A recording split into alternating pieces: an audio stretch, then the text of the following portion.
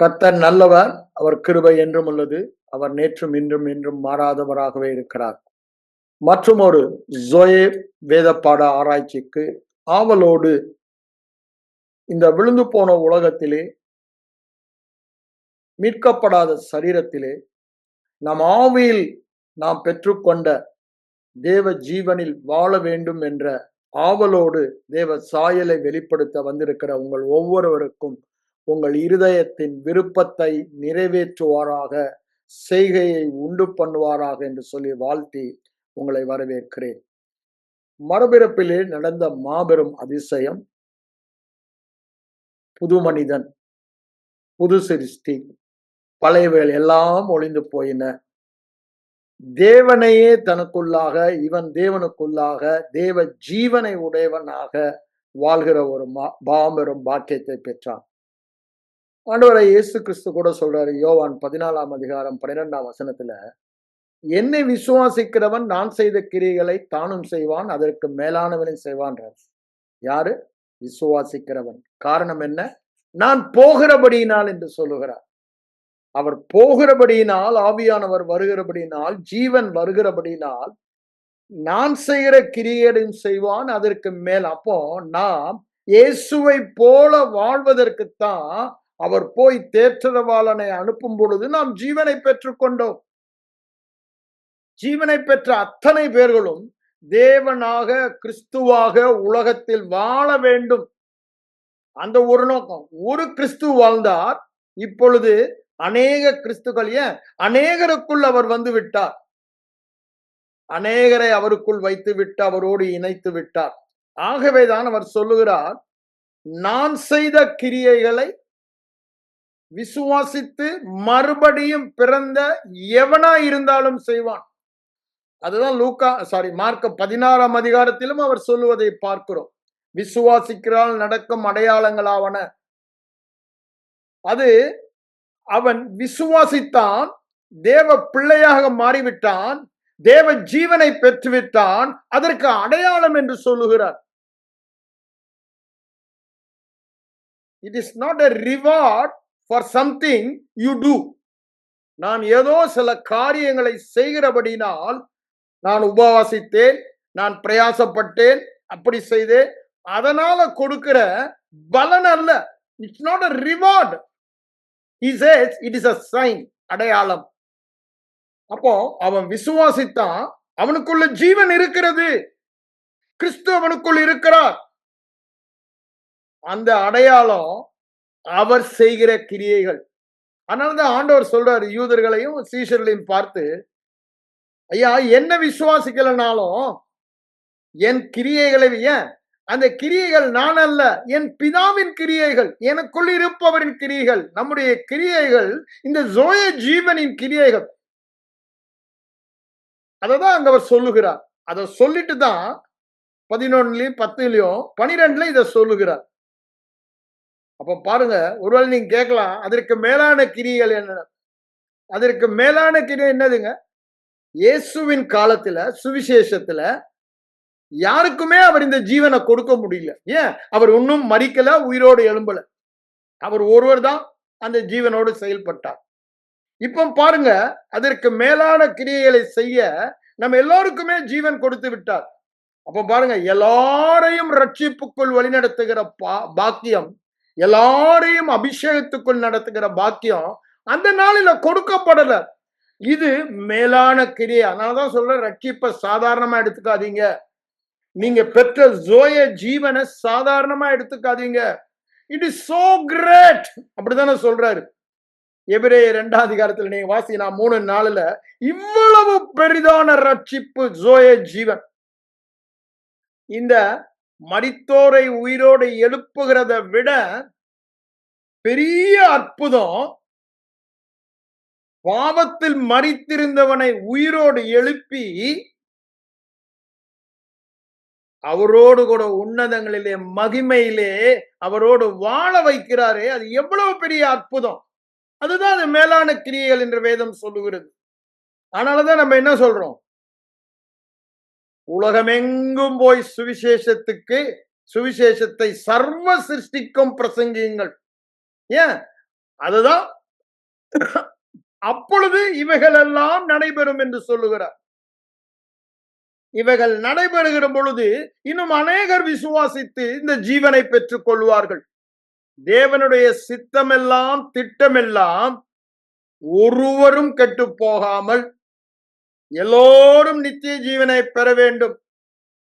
அதற்குத்தான் அவர் நம்மை எதிர்பார்க்கிறார். அறுவடை மிகுதி, வேலையாட்களோ கொஞ்சம். அறுவடைக்கு வேலையாட்களை அனுப்ப எஜமானை வேண்டிக் கொள்ளுங்கள் என்று சொல்லுகிறார். யோசித்து பாருங்க, அப்ப எவ்வளவு பெரிய பாக்கியம் இந்த ஜோயே ஜீவன் பெற்ற பாக்கியம். இந்த ஜோயே ஜீவன் பெற்றதுதான் மேலான கிரியை என்று சொல்லுகிறார். இந்த ஜோயே ஜீவன் பெற்றதுதான் அவர் வாழ்ந்த வாழ்க்கை வாழ்வதன் ரகசியம் என்று சொல்லுகிறார்.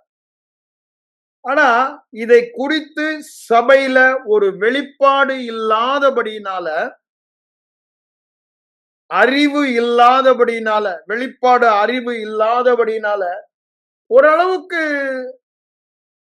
பெரும்பான்மையானவர்களுக்கு நித்திய ஜீவன் என்பது தேவனுடைய ஜீவன் என்று தெரிந்திருக்கலாம். ஏன்னா இப்ப கடந்த ஒரு 20-25 வருடங்களாக இது ரொம்ப எம்பசைஸ் பண்ணி சொல்லப்படுகிறது.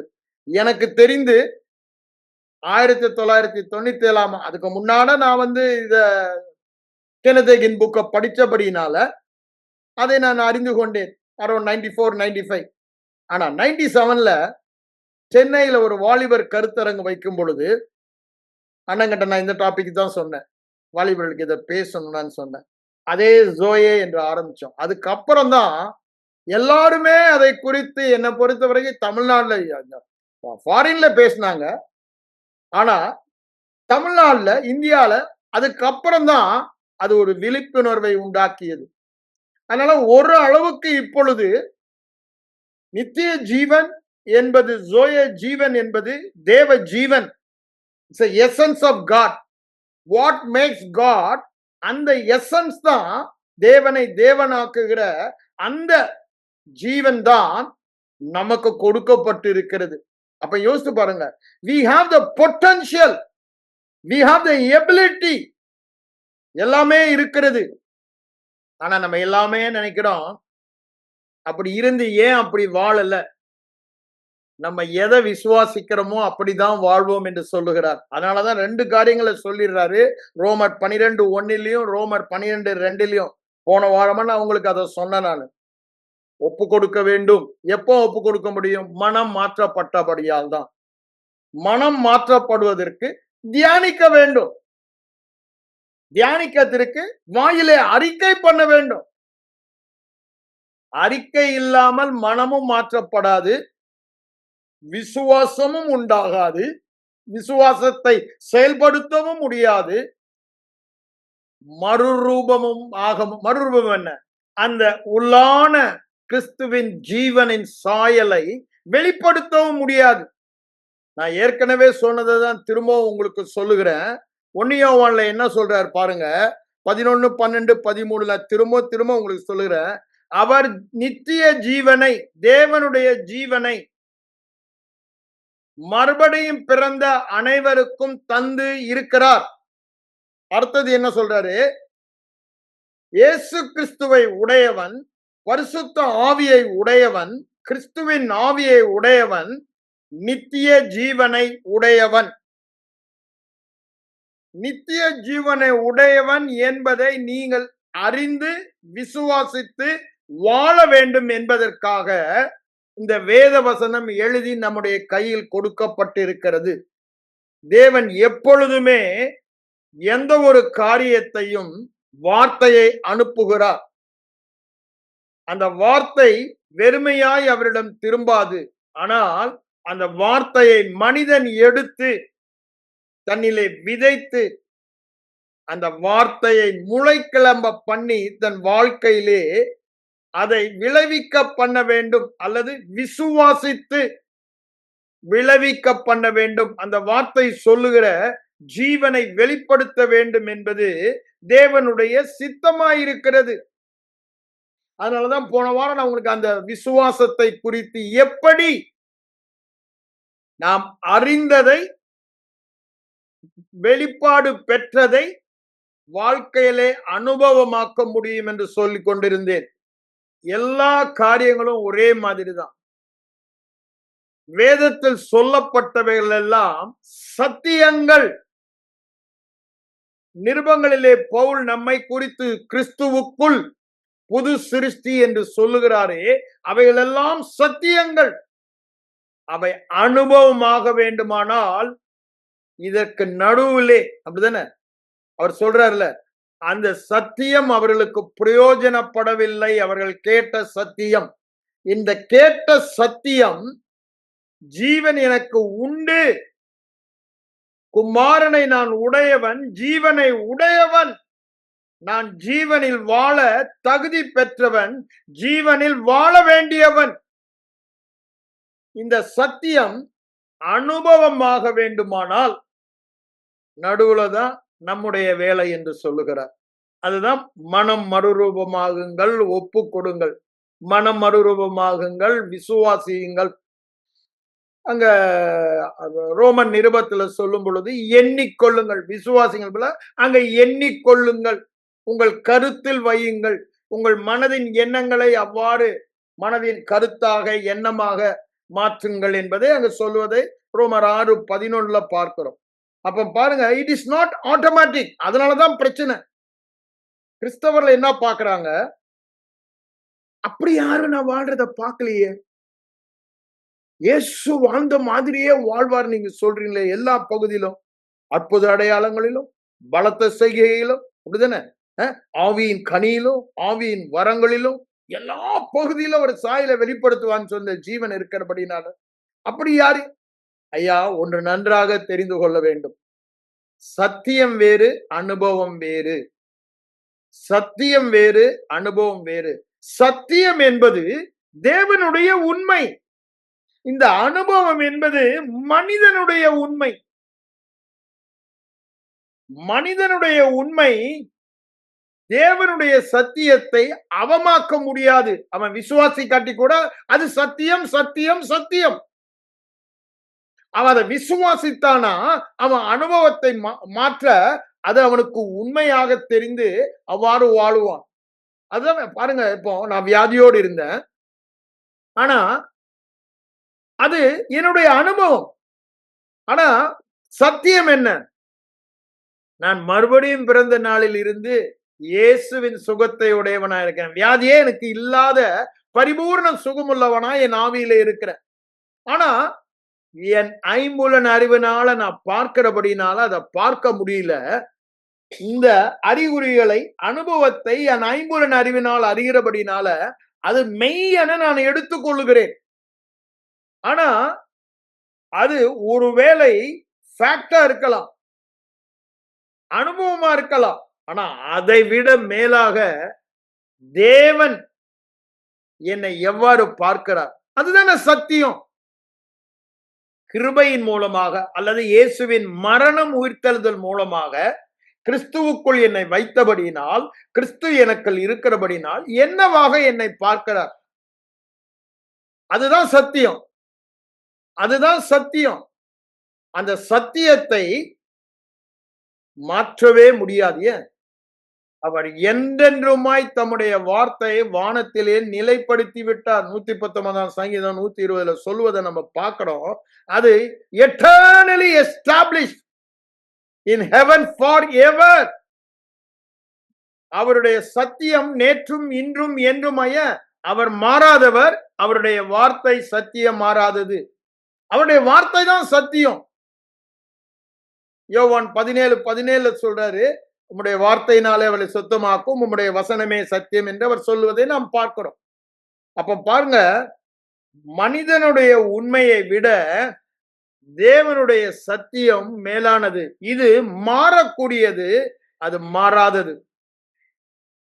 அப்போ நான் தேவ ஜீவனில் வாழ்வது மாறாத சத்தியமாய் இருக்கிறது. நான் தேவ ஜீவனில் வாழ்வது மாறாத சத்தியமாய் இருக்கிறது. நல்லா புரிந்து கொள்ள வேண்டும். நம்முடைய வாழ்க்கையில ஜோயே ஜீவனை பெற்றது. சத்தியம், சத்தியம், சத்தியம், சத்தியம்.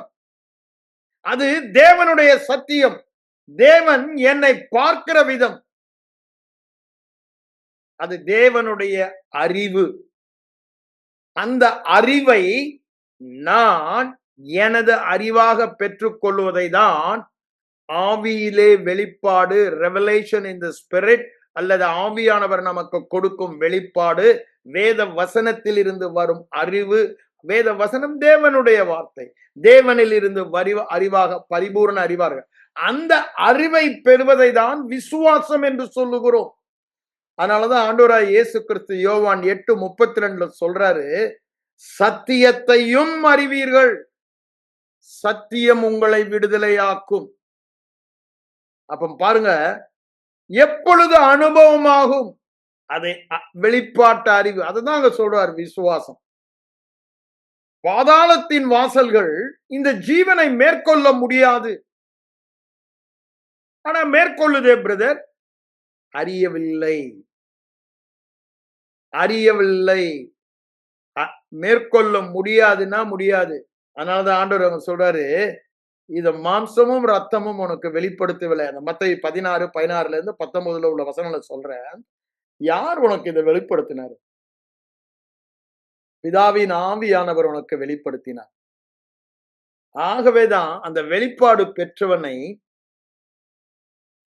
பாதாளத்தின் வாசல்கள், பாவம், வியாதி, சாபம், குறைவு, தரித்திரம் எதுவுமே மேற்கொள்ள முடியும். அப்படின்னா என்னங்க, அவன் அந்த ஜீவனில தான் வாழ்வான், தேவ சாயலில தான் வாழ்வான். அந்த இடத்துக்கு வருவதற்குத்தான் இந்த வெளிப்பாட்டு அறிவு, தேவனே நமக்கு வெளிப்படுது, அவருடைய அறிவை நமக்கு அறிவாக தருகிறார். அதுதான் நமக்கு தேவன் சொல்ல காரியம். இப்ப பாருங்க, நம்ம இந்த ஜீவனில் வாழ வேண்டியதை குறித்து பவுல் அடிகளார், நான் ஏற்கனவே சொல்லியிருக்கேன், திரும்பவும் நான் அங்க போறேன்னா ஆவியானவர் உணர்த்துகிறபடினால் அதற்கு நான் போகிறேன். ரோமர் 6ஆம் அதிகாரத்துக்கு வாங்க. அங்க 5ஆம் அதிகாரம் 4ஆம் அதிகாரத்துல எல்லாம் நம்ம நீதிமானாக்கப்பட்டதை ரொம்ப தெளிவா படம் பிடிச்சு காமிச்சிட்டாரு. நீ பாவி இல்லடா, நீ நீதிமான் அப்படின்றத ஃபுல்லா முடிச்சிடுறாரு. ஆனா அந்த 5ஆம் அதிகாரத்துல சொல்லும் பொழுது, இதுக்கெல்லாம் காரணம், நீ முன்னால அது எப்படி சாத்தியம்னு அந்த கேள்விக்கு பதில் சொல்லும் போதுதான் இதை சொல்றாரு. இது எப்படி சாத்தியம்னா, முன்னாடி நீ ஆதாமுக்குள்ள இருந்த, அதனால நீ பாவியா இருந்த. அது எப்படி சொல்ல முடியும்? எல்லாம் பாவி, எத்தனை பேர் பாவம் செய்யாம வாழ்ந்த பரிசுத்தவான்கள் இருந்தாங்க அப்படின்னு. ஆனா வேதம் சொல்லுது, மரணம் எல்லாரையும் ஆட்கொண்டதுனால, எல்லாருமே பாவம் செய்யாதவர்களை ஆட்கொண்டதுனால, எல்லாருமே ஆதாமுக்குள் இருந்தபடினால எல்லாருமே பாவிகள் தான். இப்போ கிறிஸ்துவுக்குள் இருக்கிற, கிறிஸ்து வந்து மரித்து உயிரோடு எழுந்தபடியால், அந்த உயிர்த்தெழுதலின் மூலமாக நாம் கிறிஸ்துவுக்குள் வைக்கப்பட்டபடியால், புது சிருஷ்டியாக்கப்பட்டபடியால் எல்லாரும் நீதிமானாக இருக்கிறோம். ஒரு சத்தியத்தை சொல்லுகிறார், அனுபவத்தை சொல்லவில்லை. ஆகவே நான் அந்த 5ஆம் அதிகாரத்துல நான் போல, அது பெரிய இது, போன நேரம் ஆகும். நான் 6ஆம் அதிகாரத்தை எடுத்துடுறேன். அதை சொல்லிட்டு தான் 21ஆம் அதிகாரத்துல என்ன சொல்றாரு, இல்ல 20ஆம் வசனம் என்ன சொல்றாரு, கிருபை அதிகமாய் பெருகிற்று. 21ஆம் வசனத்துல என்ன சொல்றாரு, ஆதாமுக்குள் இருந்த பொழுது பாவம் மரணம் ஆண்டு கொண்டது போல, கிறிஸ்துவுக்குள் வந்த பொழுது நீதியின் ஜீவன், கிருபையானது ஆண்டு கொண்டது என்று சொல்லுகிறார், நித்திய ஜீவனுக்கு ஏதுவாக. அப்ப பாருங்க, இப்ப எது நம்மிலே ஆளுகை செய்ய வேண்டும்? பாவமா, வியாதியா, சாபமா, தரித்திரமா, குறைவா? இவைகள் எல்லாம் பழைய ஆதாமுக்குள் இருந்த கிரியைகள், அல்லது பிசாசின் கிரியைகள். ஆதாமுக்குள் அவன் பாவத்தில் விழுந்த நாளிலே அவன் ஆளுகை ஆதாமுக்குள் சென்றபடியால், இப்பொழுது கிறிஸ்துவுக்குள் வந்துவிட்டான். அப்பொழுது இருந்தபடியால் இவைகள் எல்லாம் ஆளுகை செய்தது. இப்ப எல்லையே மாற்றிவிட்டார். கொலைசீர் 1:13 நம்ம அதை வாசிக்கிறோம். சுதந்திரம் ஆக்கி விட்டார் சொல்லிட்டு 13 எல்லையை மாற்றி விட்டார் என்று சொல்லுகிறார். ஆதாமுக்குள் இருந்தவர்கள் இப்பொழுது மறுபிறப்பினால் கிறிஸ்துவோடு இணைக்கப்பட்டோம். So the whole chapter of 5 is our union with Christ. அது ரொம்ப அழகா சொல்லுகிறார். நீங்க ஒண்ணு ஆதாமுக்குள் இணைக்கப்பட்டவர்களா இருக்கணும், இல்ல கிறிஸ்துக்குள் ரெண்டிலையும் இருக்க முடியாது. ஆண் அல்லது பெண், அப்படிதானே? அத மாதிரி இங்க என்ன சொல்ல வர்றாரு, either you are in Adam, which means மறுபடியும் பிறக்கல அப்படின்னா பாவி. அதெல்லாம் அந்த பாவம் மரணம் என்பது அங்க ஆளுகை செய்யும், அந்த பிரமாணம் ஆளுகை செய்யும். நீங்க மறுபடியும் பிறந்துட்டீங்கன்னா கிறிஸ்துவுக்குள் வைக்கப்படுறீங்க. 1 கொரிந்தியர் 1:30 சொல்றாருல்ல, கிறிஸ்துவுக்குள் வைக்கப்படுறீங்க. கிறிஸ்துவுக்குள் வைக்கப்படுகிறபடினால கிறிஸ்துவுடைய ஜீவனின் பிரமாணம் இங்கு கிரியை செய்கிறது. அங்க பாவத்தின் பிரமாணம், இங்க நீதியின் பிரமாணம். அங்கு மரணத்தின் பிரமாணம், இங்க ஜீவனின் பிரமாணம். அது கிருபை. இந்த ஜீவனின் பிரமாணம் கிரியை செய்வது எல்லாமே கிருபை. ஏன் அது கிருபையின் பிரமாணம்ன்றோம்? கிறிஸ்து எனக்காக என் சார்பில் சிலுவையில் மரித்து உயிரோடு எழுந்து பரமேறி வீற்றிருந்த போது அவருக்குள் என்னை இணைத்து அவரோடு மரித்து அடக்கம் பண்ணப்பட்டு உயிரோடு எழுப்பப்பட்டு என்னவெல்லாம் அவருக்கு நடந்ததெல்லாம் எனக்கும் நடந்தது. இந்த ஒரே காரணம், அவரோடு இணைக்கப்பட்டபடியா. மகிமையில் அவரோடு கூட வீற்றிருந்து அவரோடு கூட வாழ்கிறோம். இப்போ வாழ்வது அவரோடு கூட வாழணும், அந்த ஜீவனில் வாழ்கிறோம். அததான் இங்க என்ன சொல்ல வர, அதெல்லாம் இது பண்ணிட்டு இந்த ரெண்டையும் நீங்க புரிந்து கொள்ளணும். ஆனால் இவைகள் எல்லாம் சத்தியம், அனுபவம் அல்ல. அததான் இங்க 6ஆம் அதிகாரத்துல ஆரம்பிக்கும் போது என்ன சொல்றாரு, ஜோயே ஜீவனில் வாழாம பாவத்தில் வாழ்வது பழைய ஜீவனில். ஆனா வேதம் என்ன சொல்லுகிறது, பழையவள் எல்லாம் ஒளிந்து போயின, எல்லாம் புதிதாயின. ஆனா இவனுக்கு ஒரு கேள்வி வருது, பாவம் பெருகிற இடத்தில் கிருபை பெருகுன்னு சொல்லிட்டாரு பவுலு. பாவத்தின் வல்லமையை விட கிருபையின் வல்லமை அவ்வளவு பெரியது. அப்ப நான் பாவத்துல தொடர்ந்து வாழலாமா? மறுபடியும் அப்பதான் சொல்றே, முட்டாள்டா நீ. இனி இந்த கேள்வி கேட்கறதே எனக்கு ரொம்ப ஆச்சரியமா இருக்கிறது. அவர் என்ன சொல்றாரு, என்று சொல்லுவாமே கூடாதுன்னு சொல்லிட்டு இப்படி ஒரு கேள்வி அவனா. ஏன் நீ இன்னும் மறுபிறப்பிலே கிறிஸ்துவோடு இணைக்கப்பட்டத வெளிப்பாடாக பெற்றுக்கொள்ளல. அப்போ கிறிஸ்தவ வாழ்க்கையில உனக்கு பிரயோஜனமே இல்லை. மறுபடியும் பிறந்த அந்த நாளிலே உன்னை கிறிஸ்துவுக்குள்ள வைத்துட்டாரு. கிறிஸ்துவுக்கு நடந்ததெல்லாம் உனக்கு நடந்தது. அவரை பற்றிய உண்மையெல்லாம் உன்னை பற்றிய உண்மை. இதுல எந்த வித்தியாசம் கிடையாது. ஏன் அவர் மரித்தது அந்த எல்லைக்காக ஒரு தரம் மரித்தார். அவர் உயிரோடு எழுந்தது இவருடைய எல்லைக்காக நாம் வாழ்வதற்கு. அவர் உயிரோடு, எல்லாமே எனக்கு உங்களுக்கும் செய்ததுதான். அததான் கிருபை என்று சொல்லுகிறோம்.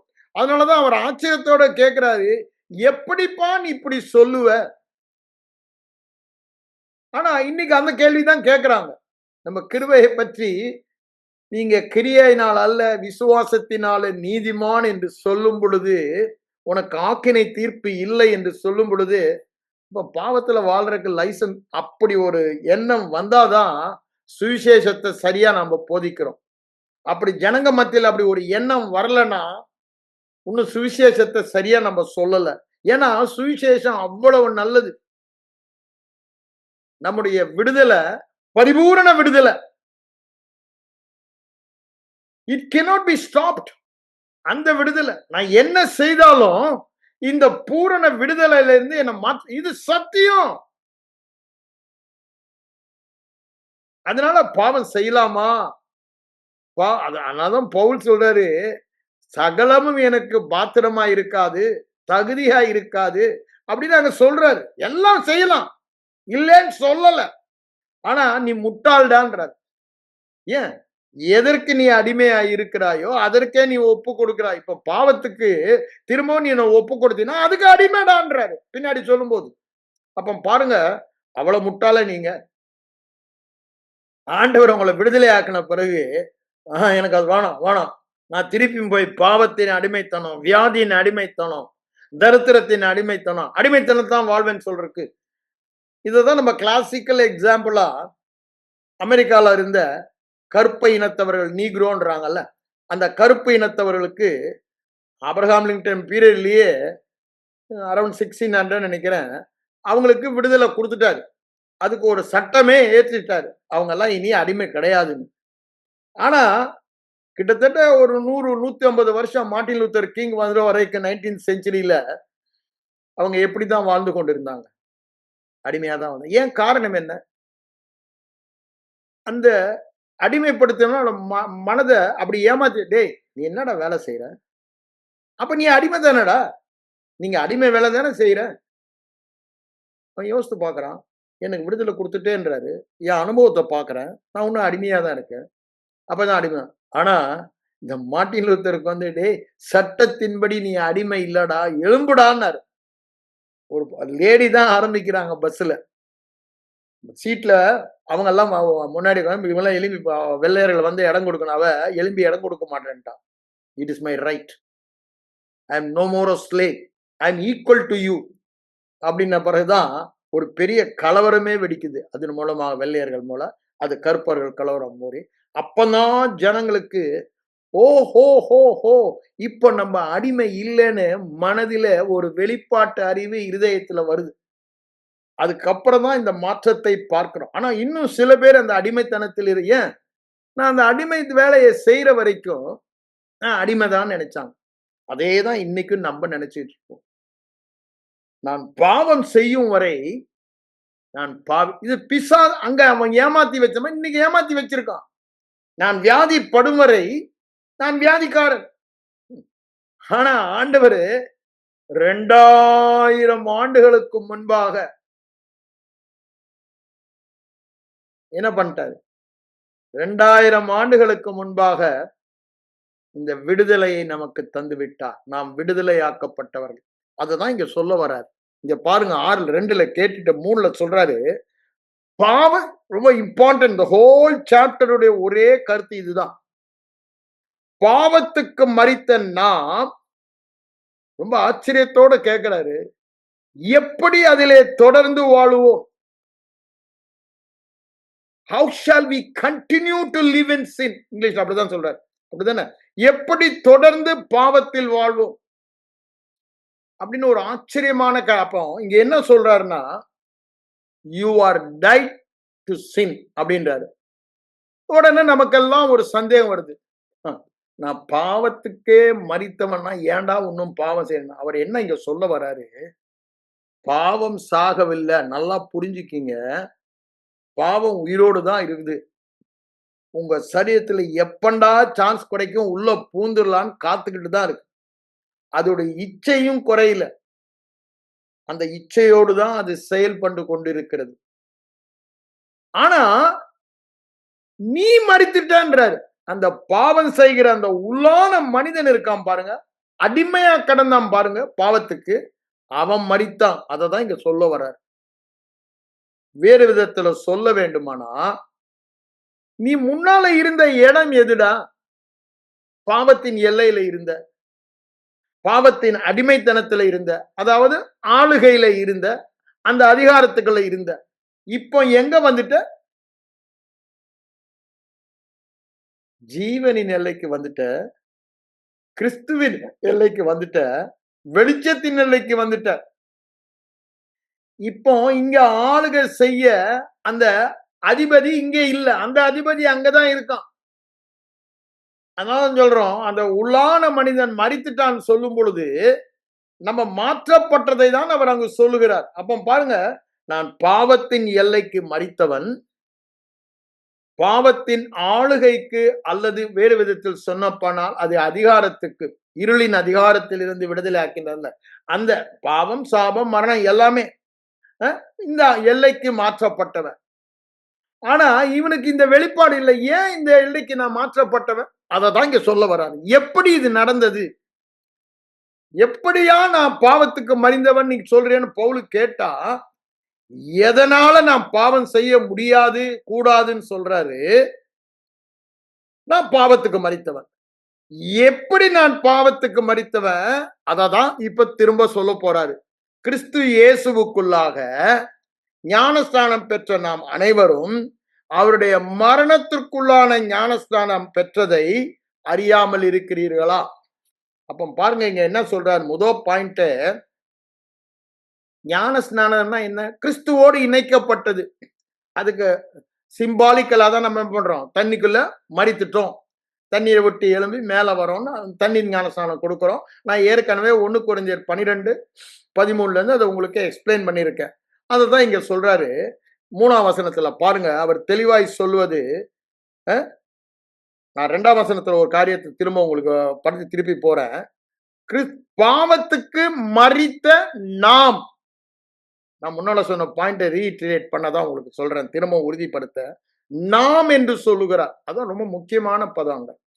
அடுத்தது, பாவம் என்பது பெயர் சொல், வினை சொல் அல்ல, செய்கிற அனுபவம் அல்ல.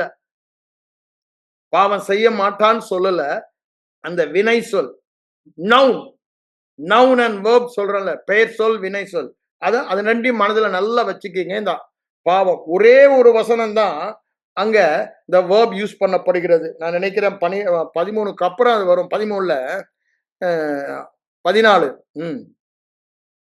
பாவம் 15 பாவம் செய்யலாமா, அங்க ஒண்ணுதான் வேர்ப் வருது. ஓகே, மீதி எங்குமே அது வரல. இங்க பாருங்க அவர் என்ன சொல்றாரு பாருங்க, நாம் பாவம், ரெண்டையும் நல்லா அண்டர்லைன் பண்ணி வச்சுக்கீங்க. பாவம் என்பது பெயர் சொல், நான் செய்கிற காரியத்தை பற்றி அவர் சொல்லல, அந்த பாவம் என்ற பெயரை சொல்லுகிறார், அதோடைய சுபாவத்தை சொல்லுகிறார். அடுத்தது என்ன சொல்றாரு, அதற்கு மரித்த நாம், பாவத்திற்கு மரித்த நாம், அதாவது அதோடைய ரூட், அப்படித்தானே, அதோடைய வேர். நான் பாவம் செய்யறேன்னு அதுக்கு காரணமா இருந்த ரூட், அதுக்கு அது மரிக்கல, நான் மரித்தேன். அது மரிக்கல, அதனால்தான் பாவ சரீரம் மரண சரீரம் அப்படின்னு நீங்க எல்லாம் சொல்லப்பட்டதை பார்க்கிறோம். அப்ப பாருங்க, அது உயிரோடு இருக்குது, எவனை விழுங்கலாமோ என்று வகை தேடி அது துரியுது. பாவம் ஒரு இச்சையை கொடுத்து இழுக்க பார்க்குது. ஆனா நானும் நீங்களும் யாரு, இயேசு கிறிஸ்துவை விசுவாசித்த ஒரே காரணத்தினால மறுபடியும் பிறந்தபோது பிதாவோடு இணைக்கப்பட்டோம். அவருடைய எட்டர்னிட்டில அவரோடு கூட மரித்தவர்கள். அதான் சொல்றாரு நாம் என்று சொல்லுகிறார். அப்ப நாம் என்னும் போது நீங்க இங்க எல்லாத்தையும் திரும்ப அதை தான் சொல்லிக்கொண்டே வருவாரு. நான் சொல்லல, மரித்தவர்கள் எல்லாரையும் சொல்றார். அப்படின்னா என்னன்னா, மறுபடியும் பிறந்த எல்லாரையும் சொல்றாருன்னா என்ன அர்த்தம்? மறுபடியும் பிறந்த எல்லாருமே பாவம் செய்யாம வாழறாங்களா? இல்ல. அப்போ மறுபடியும் பிறந்த எல்லாரையும் குறித்த இது ஒரு சத்தியமே அன்றி அனுபவம் அல்ல. அப்படிதானே? எல்லாரும் அந்த அனுபவத்தை பெற்றிருந்தா நாம் சொல்லலாம். ஆனா எல்லாரும் அந்த அனுபவத்தை பெறல. நாம் எல்லோரும் திரும்ப திரும்ப அந்த நாமும் எல்லோரும் வருவதை பார்க்கலாம். நம்ம படிக்கும் போது அதை பார்க்க போறோம். அப்ப பாருங்க, நீங்க நல்ல மனதில் இதை வைத்துக் கொள்ள வேண்டும். நாம் என்று சொல்லுகிறபடியால், எல்லோரும் என்று சொல்லுகிறபடியால், அது கிருபையினால் வந்த சத்தியம், கிருபையின் விளைவினால் வந்த சத்தியம். என்னுடைய கிரியையினால் நடந்தது காரியம் அல்ல, என்னுடைய செயல் அனுபவத்தினால் வந்ததல்ல, சிலுவையில் இயேசு செய்த கிருபையினால் வந்த சத்தியம். அப்ப நாம் என்றாலே அது சத்தியம், அனுபவம் அல்ல. அதுலதான் குழம்பி போறோம். ஏன் அது சொல்ல, அது என் அனுபவமா இல்லையே. இந்த கருப்பு இனத்தவர்கள் குழம்பி போய் ஏமாந்து போனாங்க, என் அனுபவமா இல்லையே, இன்னும் நான் இந்த வேலை தானே செய்யறேன், அடிமை வேலை தானே. ஆகவேதான் அது சொல்றேன், அது லா, சத்தியம்.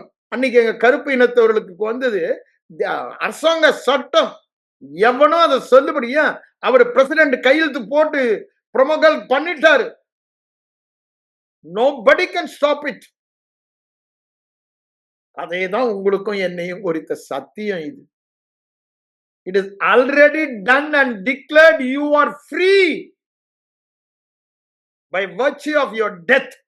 நீ அவரோடு கூட மரித்தபடினால அந்த பாவத்தின் இருந்து நீ விடுதலையாக்கப்பட்டவன். இது சத்தியம். ஆனா அனுபவம் வித்தியாசமா இருக்குது. அப்படித்தானே?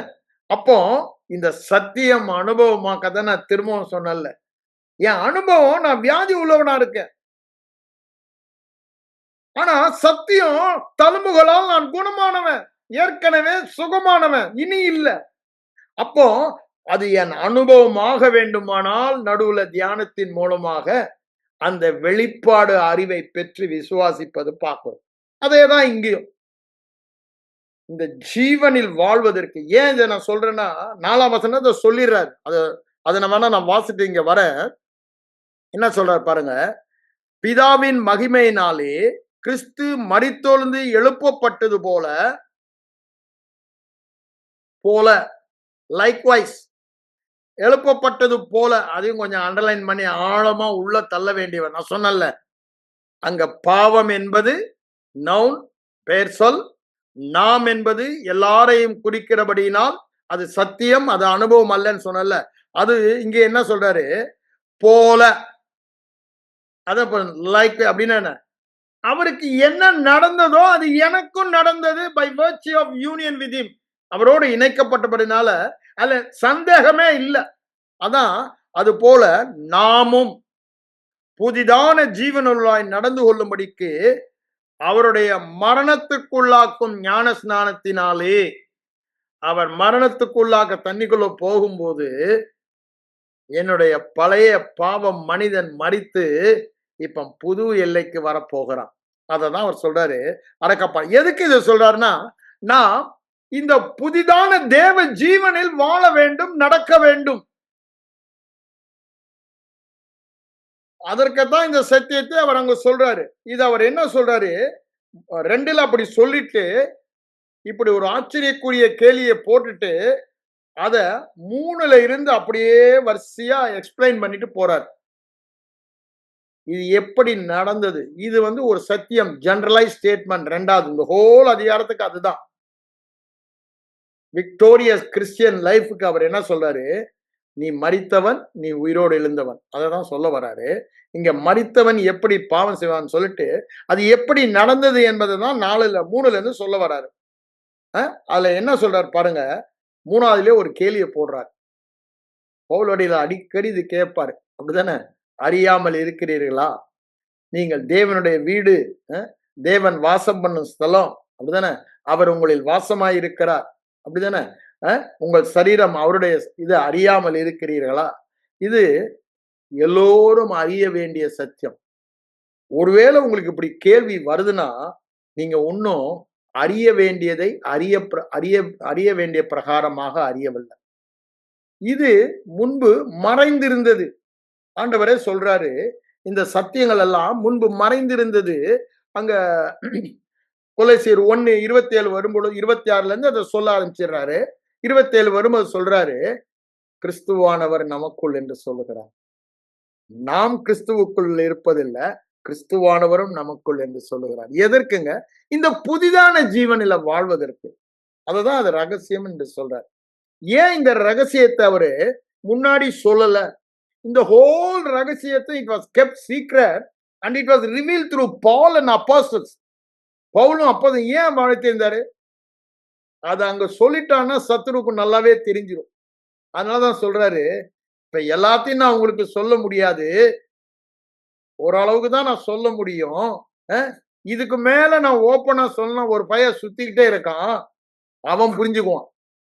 ஆகவே நான் போய் இந்த முழுமையா இதை செய்து முடித்த பிறகு இந்த ரட்சிப்பின் திட்டத்தை அப்ப உங்களுக்கு வெளிப்படுத்துவேன். அப்ப அவன் ஒண்ணுமே பண்ண முடியாது. அந்த திட்டத்தை நான் நிறைவேற்றி முடிச்சுட்டேன், முடிந்தது.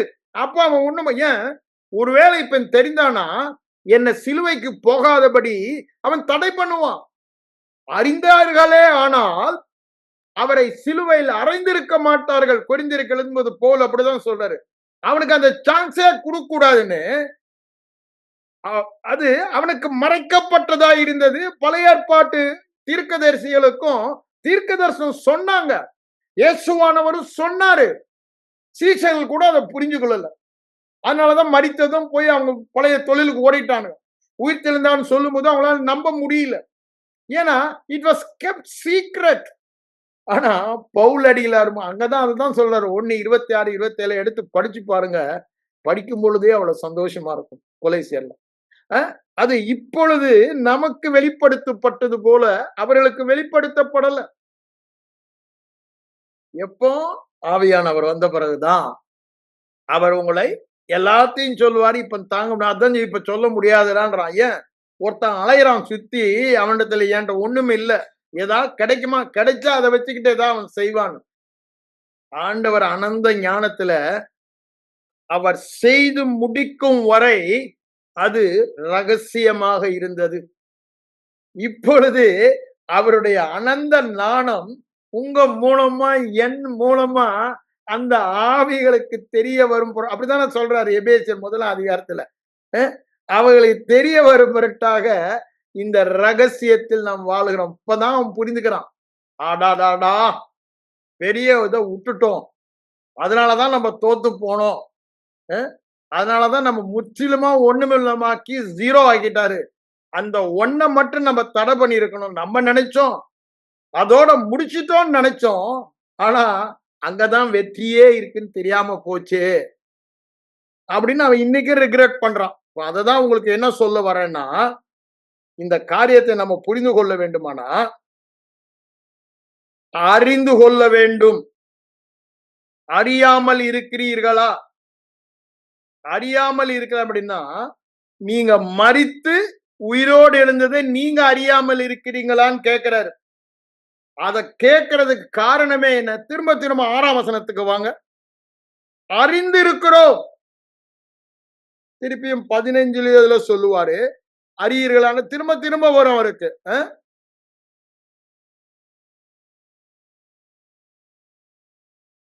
திரும்பி அது பின்னாடி வரும். நம்ம அது போகணும். அப்ப பாருங்க, மோஸ்ட் இம்பார்ட்டன்ட் பாயிண்ட் அறிய வேண்டும். நான் அறிய வேண்டும் என்பதுதான் நான் சொன்னேன். சத்தியத்தையும் அறிவீர்கள். நீங்கள் அறிந்த சத்தியம்தான் உங்களை அந்த விடுதலை வாழ்க்கையை வாழ முடியும். விடுதலை என்பது சத்தியம். மரணத்தின் பாவத்தின் எல்லையிலிருந்து விடுதலையாக்கப்பட்டீர்கள். அதுதான் நானும் மரித்தேன்றார். எப்ப மரித்தேன்றதுல கிறிஸ்துவுக்குள் வைக்கவா. எல்லாருக்குமே இந்த ஒரு சத்தியம் தெரியும். என்ன? கிறிஸ்து என்னுடைய பாவங்களுக்காக மரித்தார். சுவிசேஷத்துல சொல்றதை நம்ம சொல்றோம். அப்படித்தானே? அததான் அங்க 1 கொரிந்தியர் 15:3 சொல்றாரு. கிறிஸ்து நம்முடைய பாவங்களுக்காக மரித்தார். வெறும் நம்முடைய பாவங்களுக்காக மாத்திரமல்ல, நம்மையும் அவருக்குள் வைத்து நமது சார்பில் நாமாக நம்மை பாவத்தின் எல்லைக்கே மரிக்க வைத்தார். அததான் ஞானஸ்நான அனுபவம். அடுத்தது, he died for my sin, he died as me. நானாக என்னாக அவர் மரித்தார். இது ரொம்ப தெளிவா இவர் என்ன சொல்றாரு பாருங்க. 2 கொரிந்தியருக்கு வாங்க. 2 கொரிந்தியர் இதை கொஞ்சம் சீரியஸா நீங்க தியானிக்க வேண்டியது. சும்மா காதுல கேட்டு விட்டு போனா அது எந்த விதத்திலும் உங்களை பிரயோஜனப்படாது. தொடர்ந்து தியானித்தாதான் முடியும். அங்க என்ன சொல்றாருங்க? 15 பாருங்க. பிழைத்திருக்கிறவர்கள் இனி தங்களுக்கென்று பிழைத்திராமல் மரித்து எழுந்தவருக்கென்று பிழைத்திருக்கும்படி அது போல இங்க அதான் சொல்றாரு. எல்லாருக்காகவும் மரித்தார். அததான் நான் சொல்ல வரேன். என் பாவத்திற்காக மாத்திரம் மரிக்கல, நான் அந்த பாவத்தின் இருந்து விடுதலை பெற அந்த எல்லைக்கே மரித்தவன், அதன் ஆளுகைக்கே மரித்தவன் என்பதற்காக அவர் மரிக்கிறார். அததான் சொல்றாரு.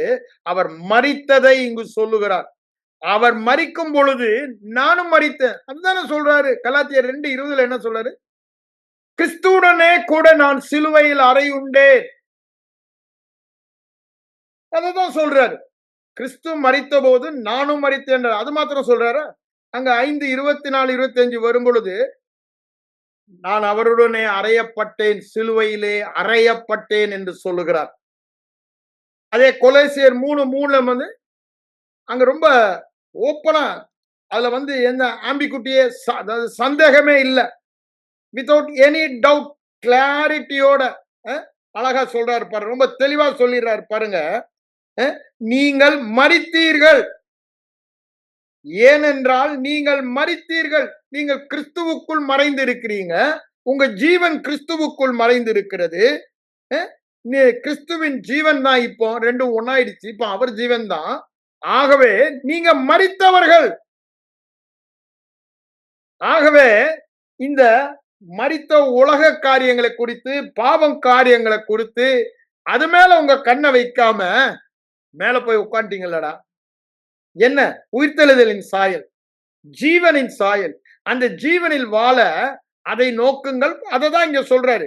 நாடுங்கள், தேடுங்கள், நோக்குங்கள் சொல்லிட்டு தான் அந்த சாயலுக்கு உங்கள் மனதை மறுரூபமாக்குங்கள் பூரண அறிவடைபடின்னு அங்க கொலோசியர் 3ல சொல்லுவதை நம்ம பார்க்கிறோம்.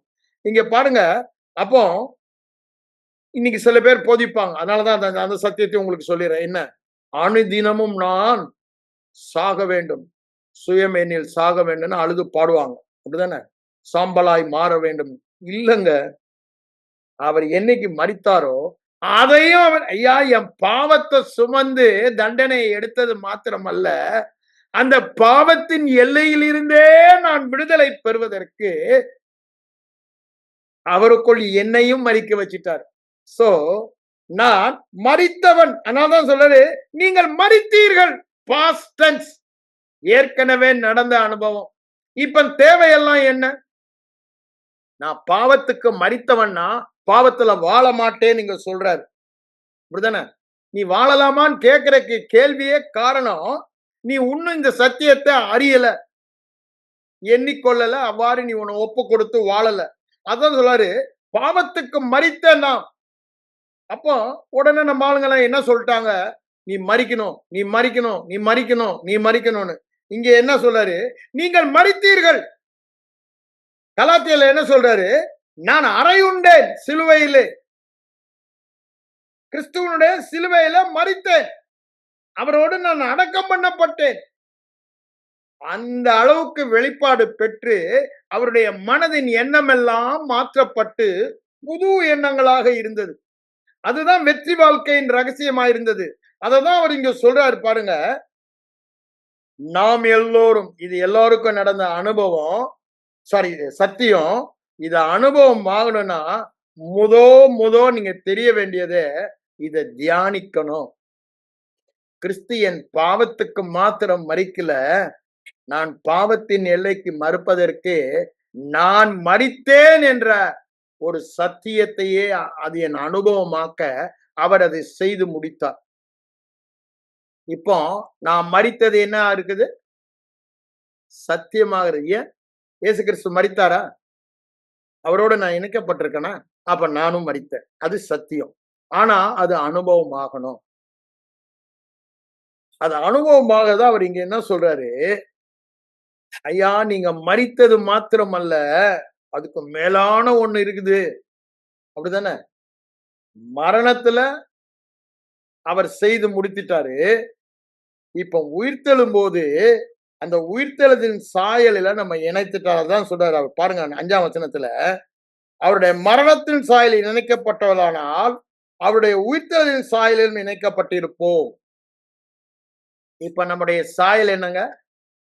பழையவள் எல்லாம் ஒளிந்து போயின, புதிதான சாயல் அவர் இருக்கிற வண்ணமாகவே நாம் இருக்கிறோம். அவருடைய ஜீவன், அவருடைய சுபாவம், அவருடைய வல்லமை, திறமை, அவரை தேவனாக்கிற எல்லாமே உடையவளா இருக்கணும். அதான் சொல்றாரு, உயிர்த்தெழும் பொழுது நம்ம என்ன ஆக்கிட்டாருன்னா அவர் சாயலில் மாற்றி விட்டார். ரெண்டுமே செஞ்சிட்டாரு. அந்த எல்லையில நம்மள மறிக்க வச்சுட்டாரு. புது எல்லைக்கு 2வது கொண்டு வந்து அந்த எல்லையில அவருடைய சாயலில வாழ ஜீவனையும் புது மனுஷனாகவும் மாற்றி விட்டார். அதான் சொல்றாரு, மரித்தது மாத்திரம் அல்ல, விசேஷமே ரெசரக்ஷன்ல தான் இருக்கு. ஏன்? நீங்கள் நீதிமானாக்கும்படி, புது சிருஷ்டி ஆகும்படி, புது ஜீவனை பெற்றுக்கொள்ளும்படி அவர் உயிரோடு எழுந்தான்றாரு. ரோமர் 4:24-25 வாசித்து பாருங்க. இங்க என்ன சொல்றாரு? அவருடைய மரணத்தின் சாயல் இணைக்கப்பட்டபடியினால், உயிர்த்தெழுதல் சாயல் இணைக்கப்பட்டிருக்கிறபடியினால், இந்த உயிர்த்தெழுதலின் ஜீவனில் வாழ. இப்ப இந்த மரித்ததே எதற்குனா, இந்த உயிர்த்தெழுதலின் சாயலை பெற்றுக்கொண்டு இதில் வாழ்வதற்குத்தான். அப்ப நீங்க இப்படிதான் வாழணும், இப்படிதான் அததான் சொல்றாரு, ஜீவன் உள்ளவர்களாய் நடந்து கொள்ளும்படி. அங்க 7ஆம் அதிகாரத்திலும் சொல்லுவாரு. திரும்பி அதை நம்ம பார்க்கலாம். ஆனா இங்க என்ன சொல்றாரு பாருங்க, இந்த புதிதான தேவனுடைய ஜீவனிலே வாழ நடந்து கொள்ள தேவையெல்லாம் நாம் மரித்தவர்கள். நீங்கள் ஏற்கனவே கொலோசியர்ல ரொம்ப அழகா சொல்றாருல, நீங்கள் கிறிஸ்துவுடனே தேவனுக்குள் உங்கள் ஜீவன் மறைந்து கிறிஸ்துவுக்குள் இருக்கிறீங்க. ஆகவே நீங்கள் மரித்தீர்கள். நீங்கள் மரித்தீர்கள். ஏன் நம்முடைய மனமெல்லாம் மாற்றப்பட வேண்டும் என்று சொல்வதற்கு காரணம் சொல்றாரு, நீ இதுக்கு மரித்தவன்டா. இந்த உலகத்துக்கு, பாவத்துக்கு, வியாதி, இந்த பிசாசுக்கு, எல்லாவற்றுக்கும் நீ மரித்தவன். நீ அதை பார்க்காத. நீ மேல உட்கார்ந்து இருக்கும்போது எப்படி இருக்க, அந்த சாயலை பாருன்றதான் அங்க சொல்லி கொண்டு வருகிறார். இங்க அததான் என்ன சொல்றாரு பாருங்க, அவருடைய மரணத்திற்குள்ளாகும் ஞான ஸ்நானத்தினாலே மரித்து அடக்கம் பண்ணப்பட்டோம். It's a closed chapter forever. I am no more there. I am dead. I am no more in the territory of sin. I am no more in the territory of sickness. I am no more in the ruling and slavery of sickness and sin and curse. இப்ப இருக்கிறதெல்லாம் எங்க? கிறிஸ்துவின் ஆளுகை, சுகத்தின் ஆளுகை, நீதியின் ஆளுகை, மரணத்தின் ஆளுகை இல்ல, ஜீவனின் ஆளுகை. அததான் அவர் அங்க சொல்ற வராரு. அந்த ஆளுகையில முடிஞ்சு போனது. என்ன பண்றாரு? முற்றுப்புள்ளி வைத்திட்டாரு. நான் பாவத்தில் வாழாதபடிக்கு ஆனா அது சத்தியம். திரும்ப திரும்ப நான் தான் உங்களுக்கு, அது சத்தியம். ஆனா அது அனுபவமாகணும். அதுக்குதான் 6ஆம் வசனத்துல என்ன சொல்றாரு பாருங்க, இந்த எல்லைக்கு நீ வந்துட்டியே, இனி பாவத்துக்கு ஊழியம் செய்யாதபடிக்கு. யாருங்க செய்யறா? எனக்குள்ள வந்தவரு நீதிக்கு தான் ஊழியம் செய்வார். ஆனா ஒரு போராட்டம் நடக்குது. கலாத்தியர் 5ஆம் அதிகாரத்துக்கு வாங்க. அங்க அவர் சொல்லுவாரு, 5ஆம் அதிகாரத்துல 14, 15 வசனங்களை வாசித்தீங்கன்னா அங்க அவர் சொல்லுவதை பார்க்கலாம். 17ஆம் வசனம் பாருங்க. இத சொல்லிட்டு தான் சொல்ல பாருங்க. நான் சொல்லுகிறது என்னவென்றால், இந்த ஆவிக்கேற்றபடி நடக்கிறது தான் விசுவாசத்துல நடப்பது, வெளிப்பாட்டு அறிவுல நடப்பது, கிருபையில வாழ்வது. நடந்து கொள்ளுங்கள். அப்பொழுது மாம்சத்தின், அப்போ பாவ மாம்ச இச்சை சரீரத்துல உயிரோடு இருக்கு, இல்லேன்னு சொல்லல. நல்லா புரிந்து கொள்ளுங்க. we are not infallible. பாவமே செய்ய முடியாத இடத்துக்கு நம்மளை கொண்டு வரல அல்லவா? அது சரீர மீட்பு. இப்ப சரீரத்துல என்ன இருக்கான்? பாவ மாம்ச இச்சை இருக்குது. ஆனா நீதான் அதை நிறைவேற்றாதபடி இந்த வெளிப்பாட்டு அறிவிலே நடந்து கொள் என்று சொல்லுகிறார். இந்த விசுவாசத்திலே, இந்த எண்ணிக்கொள்ளுதலிலே உன்னை ஒப்பு கொடுக்க வேண்டும் என்று சொல்லுகிறார். அதை சொல்லிட்டு தான் சொல்றார் பாருங்க, எப்பவுமே உன் சரீரத்தை அந்த மாம்ச இச்சை இருக்கிறபடினால மாம்சம் என்ன பண்ணுதான்? ஆவிக்கு விரோதமாக, ஆவியில நீ மரித்தவனு என்பதற்கு விரோதமாக இல்ல. நீ பாவம் செய்யறபடினால பாவின்னு சொல்லி அது போராடி கொண்டே இருக்கிறது. அந்த ஐம்புலன் அறிவின் மூலமாக இவைகள் ஒன்றுக்கு ஒன்று விரோதமாய் இருக்கிறது. அந்த அறிவும் இந்த அறிவும் விரோதமாய் இருக்கிறது. இருளும் வெளிச்சமும், மரணமும் ஜீவனும், பாவமும் நீதியும், வியாதியும் சுகமும் ஒன்றுக்கொன்று விரோதமாய் இருக்கிறது. அப்போ இந்த பாவம் செய்கிற இச்சை சரீரத்துல இருக்கத்தான் செய்கிறது. அப்படின்னா என்ன சொல்றேன்? the influence of sin, அப்படிதானே? பாவம் செய்ய ஊந்துகிற இச்சை சரீரத்துல இருக்கு. எந்த ஒரு மகானும் சொல்ல முடியாது. இது சத்தியம். வேதம் சொல்லும் சத்தியம். ஆனா நீங்களும் நானும் தான் இத விசுவாசித்து, வெளிப்பாடு பெற்று விசுவாசித்து, அந்த விசுவாசத்தின்படி ஆவியில் நான் என்னவாக இருக்கிறேன்? ஜீவனின் சாயல். அ ஜீவனின் சாயல். அந்த சாயல்ல நான் வாழணும்ன்றார். அத சொல்லிட்டு தான் இங்க என்ன சொல்றாரு பாருங்க. நியாயப்பிரமாணத்த அங்க கொண்டாந்துர்றாரு. அதுக்கப்புறம் ஆவியின் கனிகள் வந்து இப்படி வாழும் பொழுதுதான், அப்படி வாழ்ந்தா மாம்சத்தின் கிரியைகள் வெளிப்படும். இப்போ கிரியை இல்லப்பா, நீ செய்யற கேடு இல்ல. அது கனியா எப்போ? நீ அறிந்து, எண்ணி, உன்னை ஜீவ பலியாக ஒப்பு கொடுத்து, அந்த விசுவாசத்தில் வாழும்போது, அந்த வெளிப்பாட்டில் வாழும் பொழுது, எல்லாமே இந்த ஜீவன் கனியாக வெளிப்படும் என்று சொல்லுகிறார். அததான் இங்க 4ஆம் வசனத்துல சொல்றாரு. புதிதான ஜீவன் உள்ளவர்களாய். இத வந்து ரொம்ப கிளீனா கனி என்பதை 7ஆம் அதிகாரத்துல ரொம்ப சொல்லுவாரு பாருங்க. இது பெரிய இது. நம்ம இந்த 1 1/2 மணி நேரத்துல எடுக்க முடியாது. ஆனாலும் I have taken a risk.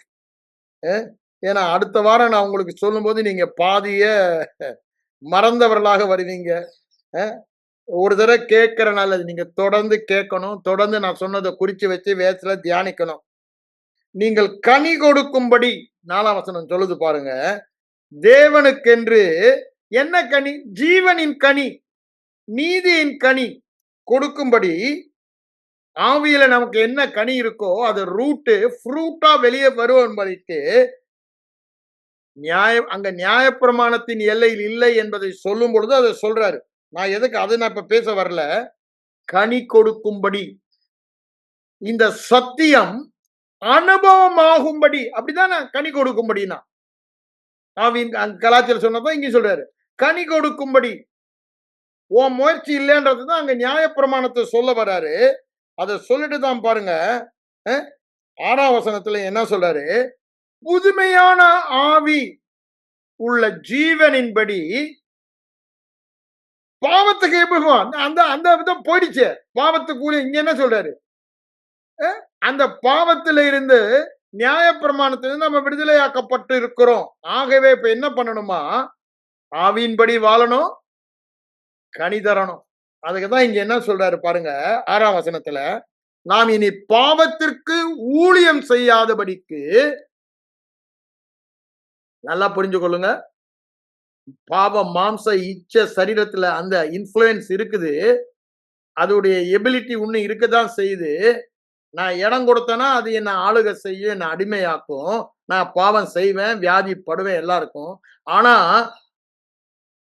எனக்குள் இருக்கிற ஜீவன் அதை விட பெரிய வல்லமையானது. அதை நான் அறியணும். அந்த கிருபையை நான் அறியணும். எனக்கு கொடுக்கப்பட்ட கிருபையை நான் அறியணும். அந்த பவுல் அந்த கிருபையை அறிந்த வெளிப்பாட்டு அறிவை அறியணும். அததான் இங்க என்ன சொல்றாரு பாருங்க. இனி நாம், திரும்பவும் சொல்றேன், நாம் என்றது மறுபடியும் பிறந்த எல்லாரும் பற்றிய சத்தியம், அனுபவம் அல்ல. அவர் நாம் நாம் எல்லாம் முந்தின வசனம் கூட அது வந்துச்சு. நாமும் புதிதான ஜீவன் உள்ளவர்களாய் அப்படித்தானே சொல்றாரு. நாம் அனைவரும் ஞானஸ்நானத்தினாலே நாம் நாம் வருகிறனால சத்தியம். இங்க என்ன சொல்றார் பாருங்க. நாம் இனி பாவத்துக்கு ஊழியம் செய்யாதபடி. பாவ இச்சை சரீரத்தில் இருக்கத்தான் செய்யுது. ஆனா பாவம் செய்யாதபடி இப்ப என்ன நடந்துருச்சுன்றத சொல்ல வராரு. ஒரு காரியம் நடந்தது, அதை நீ அறிந்து கொண்டினா வெளிப்பாடோட நீ அப்படி வாழ மாட்ட. நீ இது வரைக்கும் பாவத்துக்கு அடிமையா பாவத்திலேயே வாழ்ந்து கொண்டிருந்த. இப்போ மாற்றப்பட்ட பிறகும் பாவத்துல வாழ்ற. அதனால உனக்கு ஒரு பெரிய கேள்விக்குறி. ஆனா ஒண்ணு மட்டும் புரிஞ்சுக்க, அது அனுபவமாக சொல்லல, அது சத்தியமாக சொல்லப்படுகிறது. அந்த சத்தியத்தை அனுபவமாக்குவது உங்களுடைய என்னுடைய வேலை. அதனாலதான் என்ன சொல்றாரு? பாவத்திற்கு இனி நாம் ஊழியம் செய்யாதபடிக்கு பாவ சரீரம் ஒளிந்து போகும்படிக்கு. இங்க கொஞ்சம் டிரான்ஸ்லேஷன் சரியா வரல. ஒளிந்து போகும்படினா சுத்தமா என் சரீரத்துல பாவத்தின் இச்சையே இல்லன்னு வந்துரும். அப்படி இல்லையே. பிராக்டிகலா உங்களுக்கும் எனக்கும் தெரியும். யாரும் அது இல்லைன்னு சொல்ல முடியாது. எனக்கு பாவ இச்சை இல்லைன்னு சொல்ல முடியாது. எல்லாருக்கும் பாவ இச்சை இருக்கத்தான் செய்யுது. அதான் ஒளிந்து போகும்னா ஒரிஜினல் கிரீக் வேர்ட் பாத்தீங்கன்னா ஆர்கோஸ், ARGOS. ஆர்கோஸ் என்பது செயலிழந்து போச்சு, சும்மா சும்பன் அப்படின்வாங்க. நான் திருநெல்வேலி இருக்கும்போது அந்த வார்த்தையை கத்துக்கொண்டேன். அங்க ஒரு ஆள்கிட்ட பேசிட்டு இருக்கும்போது எனக்கு முன்னாடி இந்த டிவிஷன் மேனேஜரை பத்தி அவன் ஒரு சும்பன் சார், அவர் மலையாளி, அவரு தமிழ்ல. அவன் ஒரு சும்பன் அப்படின்னா ஒன்னும் தெரியாது, உனக்கும் உதவாதவன், ஒண்ணுமே செய்ய முடியாது, ஒண்ணுக்கும் உதவாதன்றது அந்த வார்த்தை சொல்ல. அததான் அந்த ஆர்கோஸ். இப்போ நம்முடைய சரீரம் சும்பன் ஆயிடுச்சு, சும்மா. இதே வார்த்தை தான் மத்தேயு 20:3-6 எடுங்க. நான் எடுத்து உங்களுக்கு வாசித்து காமிக்கிறேன். மத்தேயு, ஏன்னா நீங்க உங்களுக்கு சொல்லிட்டு போனா நீங்க எடுத்து வாசிப்பீங்களோ இல்லையான்னு சந்தேகம். இது இருதயத்துல ஆழமா போகணும். ஐயோ, பாவ சரீரம் ஒளிஞ்சிருச்சுன்னா அப்புறம் ஏன் என் சரீரத்துல இன்னும் பாவம் செய்யற இச்சை வருது அப்படின்ற ஒரு கேள்வி வரும். அவன் இப்ப என்ன ஆயிட்டானா, ஒளிந்து போயிடுச்சு நாங்க சொல்ற டிரான்ஸ்லேஷன் நம்ம ஆளுங்க போட்டது டிரான்ஸ்லேஷன்ல. ஒரிஜினல்ல ஆர்கோஸ் என்றது சும்பன், சும்மா ஆயிடுச்சு. அததான் இதே வார்த்தை தான் அங்க 20ஆம் அதிகாரத்துல பாத்தீங்கன்னா 3ஆம் வசனம் பாருங்க. சும்மா, சும்மா நிற்கிற, அதுக்கு ஆர்கோஸ் அந்த வார்த்தை தான் யூஸ் பண்ணப்படுகிறது. 6ஆம் வசனத்துல சும்மா நிற்கிறது என்ன, ஆர்கோஸ். அதுக்குதான் அது நீங்க மனதுல இதையும் அதையும் நீங்க கப்பல் பண்ணி படிச்சீங்கன்னா அந்த இடத்துல ஒழுங்கா போட்டாங்க கான்டெக்ஸ்ட்க்கு ஏத்த மாதிரி. இங்க இவர்களுக்கு டிரான்ஸ்லேட் பண்ண கை கொஞ்சம் உதவும். நிறைய இடத்துல அப்படி இருக்குது, இல்ல இல்ல. ஆகவேதான் இந்த கிரீக் டிரான்ஸ்லேஷனை பார்க்கணும்னு சொல்றாங்க. அப்போ இந்த கிரீக் டிரான்ஸ்லேஷன் சில பைபிள் வெர்ஷன் இருக்கான ஆங்கிலத்துல வந்திருக்கு, தமிழ்ல வரல. அவர் என்ன சொல்றாரு பாருங்க. சும்மா இருக்கும் பொருட்டாக, நல்லா யோசித்து பாருங்க. சும்மா இருக்கும் பொருட்டாக, சுத்தமா அழிந்து போல இருக்குது. ஆனா இப்ப சும்மா இருக்க காரணம் என்ன? என்னுடைய விசுவாசம், நான் மரித்தவன். அப்போ இந்த விசுவாசத்தினால அவன் சும்மா இருக்கான். மாம்ச இச்சைகள் என்னோட போராடுது. ஆனா எனக்கு ஒண்ணு வெளிப்பாடு தெரியும். நீ என்னதான் எனக்கு விரோதமா போராடாலும் நீ சும்பன். You are lost your power. உன்னுடைய என்ன இம்பார்ட்டன்ட் உன் திறமையை நீ விட்டுட்ட. இப்ப உன் திறமையெல்லாம் அப்படியே பிடிங்கிட்டாரு. எப்படி பிடுங்கினாரு? இந்த பாவம் செய்கிற என்னையே மறிக்க வச்சுட்டாரு. பாவத்துக்கு அடிமையா இருந்த என்னையே மறிக்க வச்சுட்டாரு. அந்த எல்லையிலிருந்து வேற எல்லைக்கு என்ன மாற்றிட்டாரு. இப்போ உன் ஆளுகை இல்ல. அதான் சொல்றாரு, பாவ சரீரம் சும்பனாகும் பொருட்டு என்னுடைய பழைய மனுஷன், இங்க நம்முடைய தான் சொல்றாரு, அப்படிதானே? என்னுடைய அல்ல, நம்முடைய பழைய மனுஷன், நாம் நம்முடைய, இதெல்லாம் சத்தியம். திரும்ப திரும்ப சொல்றேன், சத்தியம் என்ன?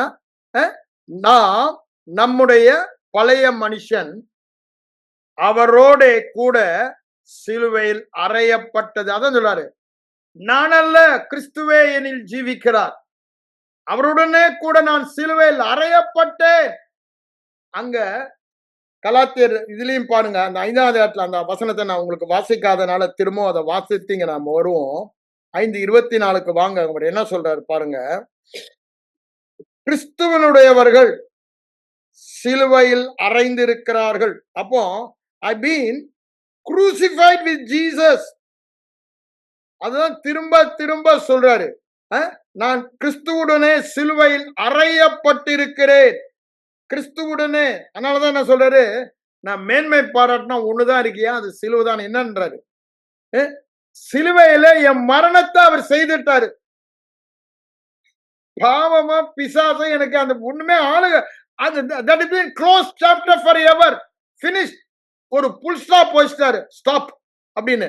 ஆனா அது என் அனுபவம் ஆகணும்னா நான் தான் அதுதான் இங்க சொல்ல வர ஆழத்துல அறிந்து இருக்கிறோம். அதை அறியணும், அந்த வெளிப்பாட்டு அறிவை பெறணும். என்ன வெளிப்பாட்டு வரணும்? பழைய மனுஷன். அதே தானே 2ஆம் வசனம் சொல்றாரு, மரித்தவன். பழைய மனுஷன் மரித்தான், அவரோடு கூட அடக்கம் பண்ணப்பட்டான். அதுதான் திரும்ப திரும்ப சொல்றாரு. How it happen. இப்போ பாவம் தொடர்ந்து வாழலாமா? அட முடியாதப்பா, கூடாது. எப்படிப்பா அப்படின்னு சொல்லும்போது, அது எப்படி நடந்தது? அதுல 2ல பதில் சொல்லிட்டாரு. ஏன்றதுக்கு, ஏன் கூடாது என்பதற்கு 2ஆம் வசனத்துல பதில் சொல்லிட்டு, 3ல இருந்து அது எப்படி நடந்தது என்று சொல்லும் பொழுது, அதை எப்படி நம்முடைய அனுபவமாக்குவது என்பதையும் சொல்லுகிறார். அப்போ பாருங்க, 3ஆம் வசனத்திலே சொல்லிடுறாரு, அறியாமல் இருக்கிறீர்களா? அதனால தான் இப்படி கேள்வி கேட்கிறீங்கன்னு. இப்ப என்ன சொல்றாரு? அறிந்திருக்கிறோம். இது எல்லோரும் அறிய வேண்டிய சத்தியம். இன்னும் சில பேர் அறியல. ஆனா, இவர் அறிந்திருக்கிறோம் என்ற சத்தியத்தை, ஏன்னா எல்லோரும் என்று சொல்லும்போது எல்லோரும். ஆவியிலே அது இருக்கிறது. அது நமக்கு வெளிப்பாடாக வர வேண்டும். அறையப்பட்டது என்று அறிந்திருக்கிறோம். அப்போ அறிய வேண்டியது பிரதானமான ஆண்டவர் என்ன சொன்னாரு? சத்தியத்தையும் அறிவீர்கள். சத்தியம் என்ன? பாவத்திற்கு, பாவத்தின் எல்லைக்கு நான் மரித்தவன். ஆகவே பழைய பாவம், அப்போ அடிமைத்தனத்துல இருந்தேன். இப்ப அந்த அடிமைத்தனத்துல இல்ல, விடுதலையாக்கப்பட்டவன். அதனாலதான் கலாத்தியர் 5:1 சொல்றாரு, இந்த சுயாதீனத்திலே நிலைத்திருங்கள்ன்றார். நீங்க பாவம் செய்ய முடியாதுன்ற இடத்துக்கு உங்களை கொண்டு வரல. பாவமும் மறிக்கல. ஆனா பாவத்தின் ஆளுகைக்கு மறித்தவர்கள். எப்படி? நம்முடைய மரணத்தின் மூலமாக. அததான் இங்க சொல்றாரு. பழைய மனுஷன் அவரோடு கூட சிலுவையில் பாவம் செய்கிற பழைய மனுஷன் அறையப்பட்டான். பழையவர்கள் ஒளிந்து போயின. இப்போ என் சரீரத்துல பாவ இச்சை இருந்தாலும் சும்மா இருக்கான். அவன் என்ன கம்பல் பண்ண முடியாது. நான் அப்படித்தான் வாழணும்னு நிபந்தனை கிடையாது. நான் அதுக்கு இச்சையில இழுக்கப்பட்டு பாவத்திலையும் வாழலாம். சத்தியத்தை வெளிப்பாடாக அறிந்து எப்படி அதில் நான் வாழ முடியும்னு யோசேப்பை போலவும் வாழ முடியும். 2 ஆப்ஷன்ஸ் இப்ப இருக்கு. the option is before us. ஆண்டவர் எதுவுமே நமக்குள்ள திணிக்க மாட்டாருங்க. அது சுகமா இருந்தாலும் சரி, பரிசுத்த வாழ்க்கையா இருந்தாலும் சரி. அதற்கு என்னென்னலாம் செய்துட்டேன், இதாண்டா சத்தியம், இத அனுபவமாக்கி கொள்ள உன் சுய சித்தத்துல நீதான் தெரிந்து கொள்ள வேண்டும். அதை தெரிந்து கொண்டு, அதை அறிந்து, அதை நீதான் அனுபவமாக்கணும். அதுதான் கிறிஸ்தவ வெற்றி வாழ்க்கை, புனித வாழ்க்கை. அததான் இங்கேயும் சொல்றாரு, நீங்கள் அறிய வேண்டிய சத்தியம் என்று சொல்லுகிறார். அப்போ இத அறிந்தோம்னா இப்படி ஒரு கேள்வி வராது. அதை அறியாமல் இருக்கிறபடினா தான் இப்படி ஒரு கேள்வி வருதுன்னு 3ஆம் வசனத்துல சொல்லிட்டு 4ல அந்த உயிரோடு எழுந்த சாயலில் நாம் மரித்தது மாத்திரமல்ல, உயிரோடு எழுந்த சாயலில் உன்னதத்துல வீற்றிருக்கபடினால அவர் தானே வாழுகிறாரு. மனம் மாற்றப்பட வேண்டும். நீ வாழல, நீ வாழ்ற வரைக்கும் பாவத்துல வாழ்வ. நான் வாழ்கிறேன் வரைக்கும் நான் பாவத்துல வாழ்வேன். அவர் வாழ்கிறார். அவருடைய ஜீவன் என்னில் வாழ்கிறது. அந்த இடத்துக்கு வர வேண்டும். அததான் இங்க சொல்றாரு பாருங்க. மரித்ததை சொல்லிட்டாரு. கிறிஸ்து மரித்த போது நானும் மரிக்கப்பட்டேன். இதெல்லாம் என்ன? நான் கிறிஸ்துவுக்குள் இணைக்கப்பட்டபடியால் நடந்த காரியம். அப்ப பாருங்க, பிரதானமான சத்தியம், அறிய வேண்டிய சத்தியம்னா, உடனே பாவத்துக்கு மரித்த இயேசு என் பாவத்துக்கு மரித்தார், கரெக்ட். ஆனா அதற்கு மேலாக இன்னொரு சத்தியமும் இருக்கிறது. என்ன? அவரோடு நான் இணைக்கப்பட்டிருக்கிறேன். I am in Christ, Christ in me. So I died with Christ, I buried with Christ, I resurrected with Christ, I am seated with Christ to live with him. இதான் அப்படிதானே? கிறிஸ்துவுக்குள் இருக்கிறபடியால் கிறிஸ்துவோடு நான் மரித்தேன், கிறிஸ்துவோடு நான் அடக்கம் பண்ணப்பட்டேன், கிறிஸ்துவோடு நான் எழுப்பப்பட்டேன், கிறிஸ்துவோடு உன்னதங்களில் வீற்றிருந்து அந்த ஜீவனில் வாழ்கிறேன். இதுதான் கிறிஸ்துவுக்குள்ளாக நமக்கு கொடுக்கப்பட்ட மாபெரும் சத்தியம். இதை நாம் அனுபவமாக்க வேண்டும். அதை சொல்லிட்டு தான் 7ஆம் வசனத்துல என்ன சொல்றாரு பாருங்க. திரும்பவும் அத ஒரு ஜெனரலைஸ் ஸ்டேட்மெண்டா 2ஆம் வசனத்துல சொன்னாரு. அதை திரும்பவும் சொல்றாரு பாருங்க. மரித்தவர்கள் பாவத்துக்கு நீங்கி விடுதலையாக்கப்பட்டிருக்கிறான். இதுலதான் நம்ம ஏமாந்து போறோம். நான் மரித்தவன் தானே, ஒன்னும் பாவம் என் வாழ்க்கையில இதுல விடுதலையாக்கப்படும் சொல்ல ரெண்டும் கான்ட்ர. எஸ், அந்த எல்லையில் இருந்து உனக்கு ஒரு விடுதலை கொடுக்கப்பட்டிருக்கிறது. அந்த அடிமைத்தனத்தில் இருந்து நீ மரித்தபடினால உனக்கு ஒரு விடுதலை கொடுக்கப்பட்டிருக்கிறது. நீ உயிரோடு இருந்தபடினால புதிதான ஜீவனில் வாழ உனக்கு ஒரு சாய்ஸ் கொடுக்கப்பட்டிருக்கிறது. இப்ப நீ அதுலயும் வாழலாம், இப்படியும் வாழலாம். ஆனா அவங்களுக்கு அப்படி இல்ல, அவங்க பாவத்துல தான் வாழ்ந்தாங்க. பாவ சேற்றினிலே வாழ்ந்தேன், அதுலதான் அவங்க வாழ்ந்தாகணும், சேத்துக்குள்ளதான் கிடக்கணும். நமக்கு அப்படி அல்ல. அததான் சொல்றாரு, மரித்தவன் 7ஆம் வசனம் பாருங்க. நான் கிறிஸ்துவுடனே கூட நீங்கள் மரித்தீர்கள். அந்த மரித்தீர்கள் பாவத்துக்கு சத்தியம் நீங்களாக்கி விடுதலையாக்கப்பட்டிருக்கிறார். இததான் அறியணும். மரித்தவன் நீங்களாக்கி விடுதலை, இது சத்தியம். இது அனுபவம் ஆகணும்னா விடுதலையாக்கப்பட்டோம், அப்படிதானே? we are set free. Jesus died for me, gave me liberty. எனக்கு விடுதலை தந்தார். இயேசு எனக்காய் மரித்தார், எனக்கு விடுதலை தந்தார், அப்படிதானே? gave me liberty, set me, என்னை விடுதலையாக்கினார், என விடுதலை தந்து விட்டார், சுயாதீனம் தந்து விட்டார். அதுதான் இங்க சொல்றார் பாருங்க, விடுதலையாக்கப்பட்டிருக்கிறானே. விடுதலை, இட்ஸ் a past tense. பாவத்துக்கு நீங்கி விடுதலையாக்கப்பட்டிருக்கிறானே அப்படின்னா பாவம் செய்ய முடியாதுன்னு சொல்லல. இததான் உடனே சில பேர் எடுத்துக்கிட்டு, சரி நான் 1 யோவான் இப்ப போல, நான் அடுத்த வாரம் எடுக்கிறேன், டைம் இல்ல. அந்த 1 யோவான்ல தேவனால் பிறந்தவன் பாவம் செய்யான், அதை எடுத்துட்டு கொள்ளுவான். அந்த ஒரிஜினல் டிரான்ஸ்லேஷன் அடுத்த வாரம் அதை பார்ப்போம். இங்க என்ன சொல்றாரு பாருங்க, இதுவும் அதுவும் ஒரே மாதிரி வரணும். அது இப்ப எடுக்கலான்னு பார்த்தேன், நேரம் இல்ல. அறகுறைய வேணாம், அந்த நம்ம டீட்டெயிலா அடுத்த வாரம் பார்ப்போம். இங்க என்ன சொல்றாரு பாருங்க, மரித்தவன், அதேதான் அங்க சொல்றாரு, பாவத்துக்கு நீங்களாக்கி விடுதலையாக்கப்பட்டிருக்கிறான். அப்படின்னா என்னங்க? பாவத்தின் ஆளுகையில் இருந்து விடுதலையாக்கப்பட்டிருக்கிறான். பாவம் செய்ய வேண்டும் என்ற நிர்பந்தத்தில் இருந்து விடுதலையாக்கப்பட்டிருக்கிறான். அந்த பாவம் செய்ய வேண்டிய நிர்பந்தம் இப்பொழுது சும்மாயிடுச்சு. அது ஏன்றது பின்னாடி சொல்றாரு, அது நம்ம பார்ப்போம். இங்க என்ன சொல்றாரு பாருங்க, அது 10-11 சொல்லுவார், 9-10. இங்க என்ன சொல்றாரு பாருங்க, மரணத்திலிருந்து, மரணத்தின் மூலமாக விடுதலையாக்கப்பட்டதை சொல்றார். உயிர்த்தெழுதல் மூலமாக அதில் வாழ்வதை பற்றி சொல்லுகிறார். எதுல? ஜீவனில். மரணத்திலிருந்து விடுதலையாக்கப்பட்டுட்டோம், பாவத்திலிருந்து விடுதலையாக்கப்பட்டுட்டோம், இப்போ ஜீவனில் உயிர்த்தெழுதல். அததான் இங்க உயிர்த்தெழுதலின் சாயலிலும் இணைத்திருப்போம். ரெண்டுமே உண்மைதான். கிறிஸ்துவுக்குள் வைக்கப்பட்டனால மரித்தோம், அடக்கம் பண்ணப்பட்டோம், உயிரோடு எழுப்பப்பட்டோம், அவரோடு கூட அடக்கப்பட்டவர்கள பரிடுன்னு சொல்றாரு. அவரோடு கூட உயிரோடு கூட எழுந்து உன்னதங்களிலே வீற்றிருந்து அவரோடு வாழவும் செய்கிறோம் என்று சொல்லுகிறார். அததான் இங்க என்ன சொல்றார் பாருங்க, மரித்தவன் பாவத்துக்கு நீங்கி விடுதலையாக்கப்பட்டிருக்கிறான் என்பது சத்தியம், அனுபவம் அல்ல. 2ஆம் வசனம் சொன்னதை திரும்பவும் சொல்றாரு.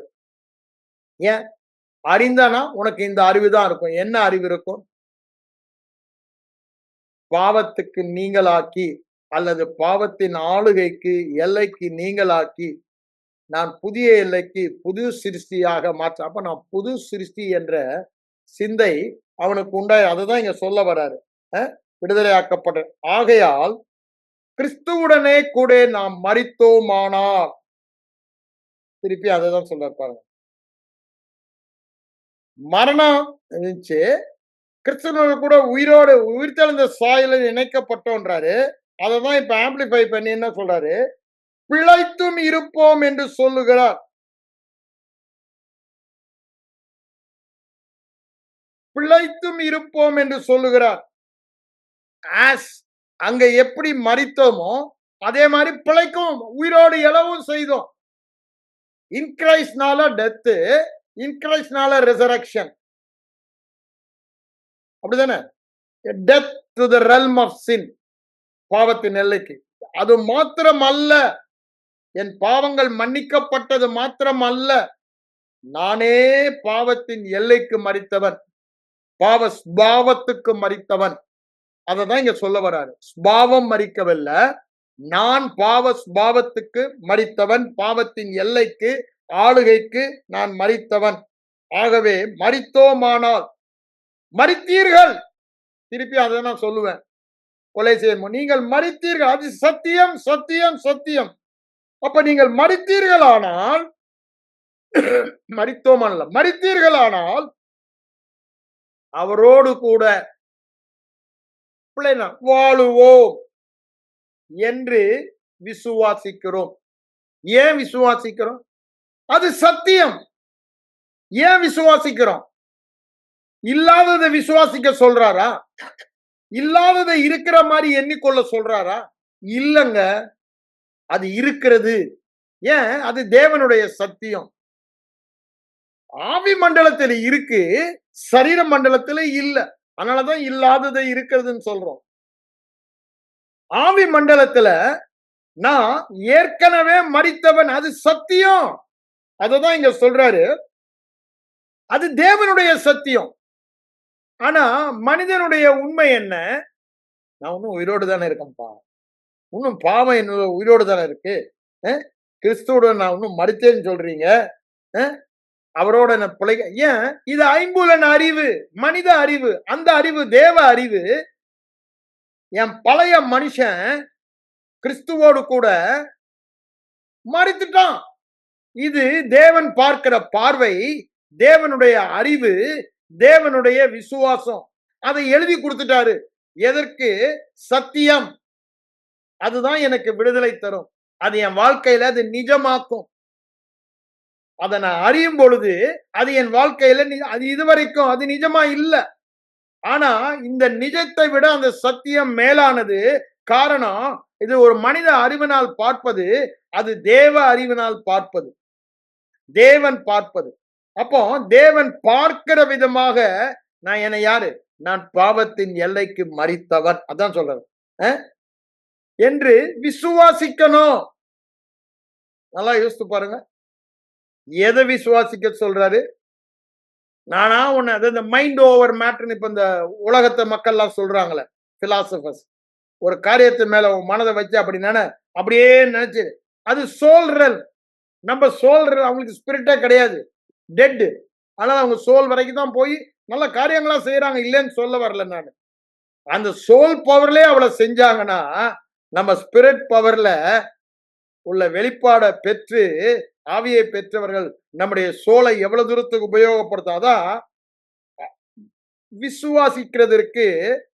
அது சத்தியம், தேவன் சொல்லுகிற ஒரே காரணம். No other reason. ஐம்புலன் அறிவு இல்லைன்னு சொல்லலாம், நான் மரிக்காதவன் சொல்லலாம். ஆனா தேவன் சொன்னால் சொன்னதுதான். ஏன்? அவருடைய அறிவு தான் எல்லா அறிவுக்கும் மேலானது. அது தேவ அறிவு, அது தேவ ஞானம் அல்ல, தேவ அறிவு. அந்த அறிவு சொல்லுது தேவன் என்னை எவ்வாறு பார்க்கிறாரு, தேவ அறிவின்படி பார்க்கிறார். அந்த அறிவு சொல்லுது நான் மரித்தவன், மரித்தீர்கள், அவரோடு கூட பிழைத்திருக்கிறீர்கள். இது நடந்து முடிந்த சத்தியம், அனுபவமாக வேண்டும். எப்படி சுகமானீர்கள்? சத்தியமோ ஏதோ நானா, அது சத்தியத்தின் மேல அவர் சொல்றனால சத்தியத்தின் மேல விசுவாசம் வைக்கிறோம், வெளிப்பாடு பெற்று. நானா அப்படி நினைச்சுக்கிறனால பாவத்தை மேற்கொள்கிறது இல்ல. சொன்ன டாக்டர் சொன்னார்ல, பிரம்மைன்னு, நீனா இமேஜின் பண்ணிக்கிறப்பா அந்த வியாதி இருக்கு. நானா இமேஜின் பண்ணா 2 நாளைக்கு இருக்கும், 3ஆம் நாள் வந்துரும்ன்றாரு. இங்க அதேதான், நானா இமேஜின் பண்ணுங்க. ஆண்டவர் சொல்லுகிறபடினால அவர் பொய் சொல்ல மாட்டாரு. என் ஐம்புலன் அறிவை விட அவருடைய அறிவு மேலான அறிவு. அந்த அறிவை நான் என் அறிவை பெற்றுக்கிறேன், பூரண அறிவை பெற்றுக்கொள்ள போறேன். அதுதாங்க தியானத்துக்கு காரணம். அதுதான் நம்ம தியானிக்க வைத்து அந்த அறிவை பெற்றுக்கொள்ள. அதுதான் இங்க சொல்றாரு, பிழைத்தும் இருப்போம். அததான் அங்க 11ஆம் வசனத்திலும் பாருங்க, அவர் எண்ணிக்கொள்ளுங்கள் என்று சொல்லும் பொழுது இல்லாததை இருக்கிறது மாதிரி நம்ம எண்ணிக்கொள்ள சொல்லல. ஆவி மண்டலத்துல இருக்கிறது, அது சத்தியம், அது தேவன் பார்க்கிற விதம், அது தேவனுடைய அறிவு, அது தேவனுடைய விசுவாசம். அந்த தேவ அறிவு என் விசுவாசமாக மாற நான் செய்ய வேண்டியதுதான். அங்க என்ன சொன்னாரு? முதல்ல அறியணும்னாரு. அறிந்த சத்தியத்தைப்படி நீங்க எண்ண ஆரம்பிக்க வேண்டும், உங்கள் நினைவை மாற்ற வேண்டும். அததான் எண்ணிக்கொள்ளுங்கள்ன்றார். அப்ப பாருங்க, அவரோடு கூட மரித்தோமானால் அவரோடு கூட பிழைத்தும் இருப்போம். அதுதான் நம்முடைய விசுவாசம். நான் மரித்தவன் இயேசுவோடு, இயேசுவோடு பிழைப்பவன். அப்ப பாவத்துல வாழ்வானா? இயேசுவோடு வாழ்பவன். பாவத்தின் எல்லைக்கே மரித்தவன், ஆதாமின் எல்லைக்கே மரித்தவன், சாத்தானின் எல்லைக்கே மரித்தவன், இப்போ கிறிஸ்துவின் எல்லையில் வாழ்பவன், நீதியின் எல்லையில் வாழ்பவன், ஜீவனில் எல்லையில் வாழ்பவன். அததான் அவர் அங்க சொல்ற வரார் என்று விசுவாசிக்கிறோம். we believe. நாம் இந்த சத்தியத்தை நம்ம விசுவாசிக்கிறோம்ன்றாரு. அதை சொல்லிட்டு தான் ஒரே ஒரு வசனம் வாசிக்கிறார். மரித்தோல் எழுந்த கிறிஸ்து இனி மரிப்பதில்லை என்று அறிந்திருக்கிறோம். மரணம் இனி அவர் இனி பாவம் அவர் மேல் சுமத்த ஒரே முறை எக்காலத்துக்கும் அவர் மேல் பாவம் சுமத்த. எபிரேயர்ல 9-10 அதிகாரத்தை நீங்க படிச்சு பாருங்க, அங்க தெளிவாய் சொல்லப்படுது. ஒரே முறை எக்காலத்துக்கும் ஒரே பலி, அதை அவர் செய்து முடித்துட்டாரு. இனி அவர் பாவமாக போவதில்லை, மரணம் அவரை ஆண்டு கொள்ள போவதில்லை. ஆகவே அததான் சொல்ல வந்த 10ஆம் வசனத்தை, அவர் மரித்தது பாவத்திற்கு என்று. அப்படின்னா என்ன? ஏன் பாவத்திற்கு என்று? உங்கள் பாவத்திற்கு என்று, நம் எல்லாருடைய பாவத்திற்கு என்று ஒரே தரம் மரித்தார். ஒரே தரம் பாவம் மேல் அகில உலகத்தின் பாவம் இருந்தவர்கள், இருக்கிறவர்கள், வரப்போ எல்லாருடைய பாவமும் ஒரே முறைய காலத்துக்கும் அவர் மேல் சுமத்தப்பட்டது. இப்பொழுது பிழைத்திருக்கிறது தேவனுக்கென்று அவர் பிழைத்திருக்கிறார். அவரை பற்றி சொல்லுகிறார் 9ல. அதை சொல்லிட்டு தான் அப்படியே அப்படியே கிறிஸ்துவுக்கு நடந்ததெல்லாம் எனக்கும் நடந்தது. கிறிஸ்துவுக்குள் இருக்கிறபடினால் அப்படியே எனக்கும் நடந்தது. அந்த அப்படியே சொல்லிட்டு ஒன்ஸ் ஃபார் ஆல், ஒரே முறை எக்காலத்துக்கும் நான் டெய்லி மரிக்க வேணாம், நான் மரித்தீர்கள் என்று சொல்றாதே, மரித்தவன், அவரோடு உன்னதங்களில் வீற்றிருந்து வாழ்பவன். அவர் வாழ்கிறார், நானும் வாழ்கிறேன். யோவான் 14ல சொல்றார்ல, அவர் வாழ்கிறபடினால் நீங்களும் வாழ்வீர்கள். அப்படியே உங்களை பாவத்தின் எல்லைக்கு, ஆளுகைக்கு மரித்தவர்களாகவும் நம்முடைய தேவனுக்கென்று அவரோடு கூட இணைக்கப்பட்டு அந்த உயிர்த்தெழுந்த வல்லமையில், உயிர்த்தெழுந்த சாயலில், உயிர்த்தெழுந்த ஜீவனில் வாழ்கிறவர்களாக எண்ணிக்கொள்ளுங்கள். அப்போ நீங்க ஏதோ இல்லாததை என்ன சொல்லல, ஒரு நடந்து முடிந்த சம்பவத்தினால் உங்களை பற்றிய சத்தியம் என்ன, அது அந்த நடந்து முடிந்த சம்பவத்தினால், கிருபையினால் தேவன் உங்களை பார்ப்பதுதான் சத்தியம். கிருபை என்பது இயேசு கிறிஸ்துவின் மரணம், உயிர்த்தெழுதல் நடந்த ஒரு காரியம். அதன் பெயர் சத்தியம். அந்த கிருபையினால் தேவன் என்னை பார்ப்பது, மரித்தவன் உயிரோடு எழுந்து அவரோடு வாழ்பவன், அதைதான் எண்ணிக்கொள்ள சொல்லுகிறார். நீங்களா இல்லாததை நினைக்க சொல்லல. நீங்களா இல்லாததை நினைச்சா அது நடக்காது. இது தேவன் எண்ணுகிற விதமாக, தேவன் பார்க்கிற விதமாக, தேவன் அறிந்த விதமாக, தேவன் விசுவாசிக்கிற விதமாக வேத வசனத்திலே நான் என்னை பார்த்து எண்ணிக்கொள்ள, அதான் விசுவாசி ரெக்கன், விசுவாசிக்க சொல்லுகிறார், எண்ணத்தை மாற்ற சொல்லுகிறார். அதான் பாருங்க, எண்ணிக்கொள்ளுங்கள், எண்ணிக்கொள்ளுங்கள். இந்த கிரேக்க வேர்ட் லோகிசமாய். அவருக்கு என்ன நடந்ததோ அது எனக்கும் நடந்தது. அப்படி எண்ணிக்கொள்வதற்கு காரணம் அது தேவன் சொல்லுகிற சத்தியம். நானா அப்படி நினைச்சிட்டு பாவத்தை மேற்கொண்டனா ஏமாந்தான் போவேன். ஆனா இது தேவன் சொல்லும் சத்தியம். இது உண்மையாய் நடந்த காரியம். சிலுவையில் இயேசு மரித்து உயிரோடு எழுந்தது, நான் அவருக்குள் வைக்கப்பட்டேன் என்று சொல்லுகிறபடியால் இன் கிரைஸ்ட், 1 கொரிந்தியர் 1:30 சொல்ற மாதிரி இணைக்கப்பட்டபடியால், இந்த 5ஆம் அதிகாரம் ஃபுல்லா அந்த இணைப்பை தான் சொன்னாரு. இந்த இணைப்பினால் வந்த விளைவு, நான் இயேசுவோடு மரித்தேன், இயேசுவோடு எழுப்பப்பட்டேன். நான் இயேசுவோடு பாவத்தின் எல்லைக்கு மரித்தேன், இயேசுவோடு ஜீவனின் நீதியின் எல்லைக்கு பிழைக்கிறேன். நீதிலவா, இதுதான் இந்த இணைப்பினால் வந்த விளைவு. கிருபையினால் வந்த விளைவு இணைப்பு. சிலுவை மரணம் உயிர்த்தலினால் வந்த விளைவு இணைப்பு. அந்த இணைப்பினால் வந்தத அததான் இங்க சொல்றாரு, மரணம். அதனாலதான் கேட்கிறாரு, எப்படிடா பாவத்துல வாழ்வன்றார்.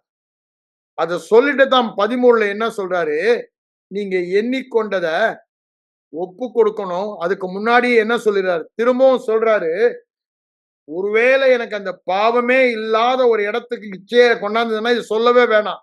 சாவுக்கு ஏதுவான, பாவத்துக்கு ஏதுவான உங்கள் சரீரங்களை பாவம் ஆளாதிருப்பதாக. திரும்பவும் சொல்றாரு பாருங்க, அங்க 6ஆம் வசனத்துல சொன்னாரு, திரும்பவும் இங்க சொல்றாரு. யாருடைய வேலை அது? நம்முடைய வேலை. என்ன வேலை? தியானித்து, அவர் பார்க்கிற விதமாக பார்க்க, அவர் எண்ணுகிற விதமாக எண்ண, அவர் பேசுகிற விதமாக பேச, அவர் எவ்வாறு எண்ணுகிறாரோ அவ்வாறு செயல்பட நம்மை எண்ணிக்கொண்டு அப்புறம்தான் ஒப்பு கொடுக்க சொல்றார். அதனால ரோமர் 12:2 முடிச்சிட்டு தான் நான் போன வாரம் உங்களுக்கு சொல்லிட்டேன், 1க்கு வர வேண்டும், ஒப்பு கொடுப்பத. அப்ப பாருங்க, எப்போ நம்ம அந்த எண்ணத்தில் நாம் வாழ்வது, மனம் மாற்றப்பட்ட எண்ணத்தில் நம்மை ஒப்பு கொடுப்பது. அப்போ இந்த புதிதான ஜீவனுள்ளாய் நடந்து கொள்ள வேண்டுமானால் மரிக்கணும்ன்றாரு, உயிரோடு எழுமணும்ன்றாரு. ரெண்டுமே இயேசு மரணம் உயிர்த்தல் நமக்கு நடந்துருச்சு. அவரோடு கூட வீற்று இருக்கிறோம், அதுவும் நடந்துருச்சு. அந்த புதிதான ஜீவனை பெற்றுட்டோம், அதுவும் நடந்துருச்சு. அந்த விசுவாசம் இருதயத்துல வர வரைக்கும், இல்லைன்னா அந்த வெளிப்பாட்டு அறிவு, அறியீர்களா, அறியாதனாலதான் பாவம் செய்றீங்கன்ற, அறியாதனாலதான் அந்த ஜீவனில வாழலன்ற. அங்க வேறு விதத்துல நான் உங்களுக்கு சொன்னேன், அவிசுவாசத்தினால். அப்படின்னா என்ன? அறிந்தாதானங்க விசுவாசிக்க முடியும். இந்த வெளிப்பாட்டு அறிவுதானே விசுவாச தெரியுது. அப்ப இதுதான் ஃபர்ஸ்ட் ஸ்டெப். இந்த அறிவதற்கு நாம் என்ன செய்ய வேண்டும்? ஒரே வார்த்தையில சொல்லணும்னா தியானம். அவர் எப்படி என்னை பார்க்கிறாரோ அப்படி நான் பார்ப்பதுதான் அறிவது. அதுக்கு அவர் என்னை எப்படி பார்க்கிறார் என்று வேத வசனத்துல எழுதி கொடுத்திருக்கார். அதை நான் பார்த்து பார்த்து தியானித்து தியானித்து அது என்னுடைய இருதய விசுவாசம், மனதின் எண்ணமாக, இருதயத்தின் எண்ணமாக மாற்ற வேண்டும். கண்களை மூடி ஜெபிப்போம். எங்கள் அன்பின் பரலோக பிதாவே, இந்த மத்தியான வேலைக்காக உம்மை நன்றியோடு சோத்திரிக்கிறோம் ஆண்டவரே. ஆண்டவரே, பவுலடிகளார் சொன்னது போல இதை நாங்கள் தியானிக்கும் பொழுது எங்களுக்கு பிரகாசம் உள்ள மனக்கண்கள் உண்டாவதாக என்று சொல்லி நான் செபிக்கிறேன் ஆண்டவரே.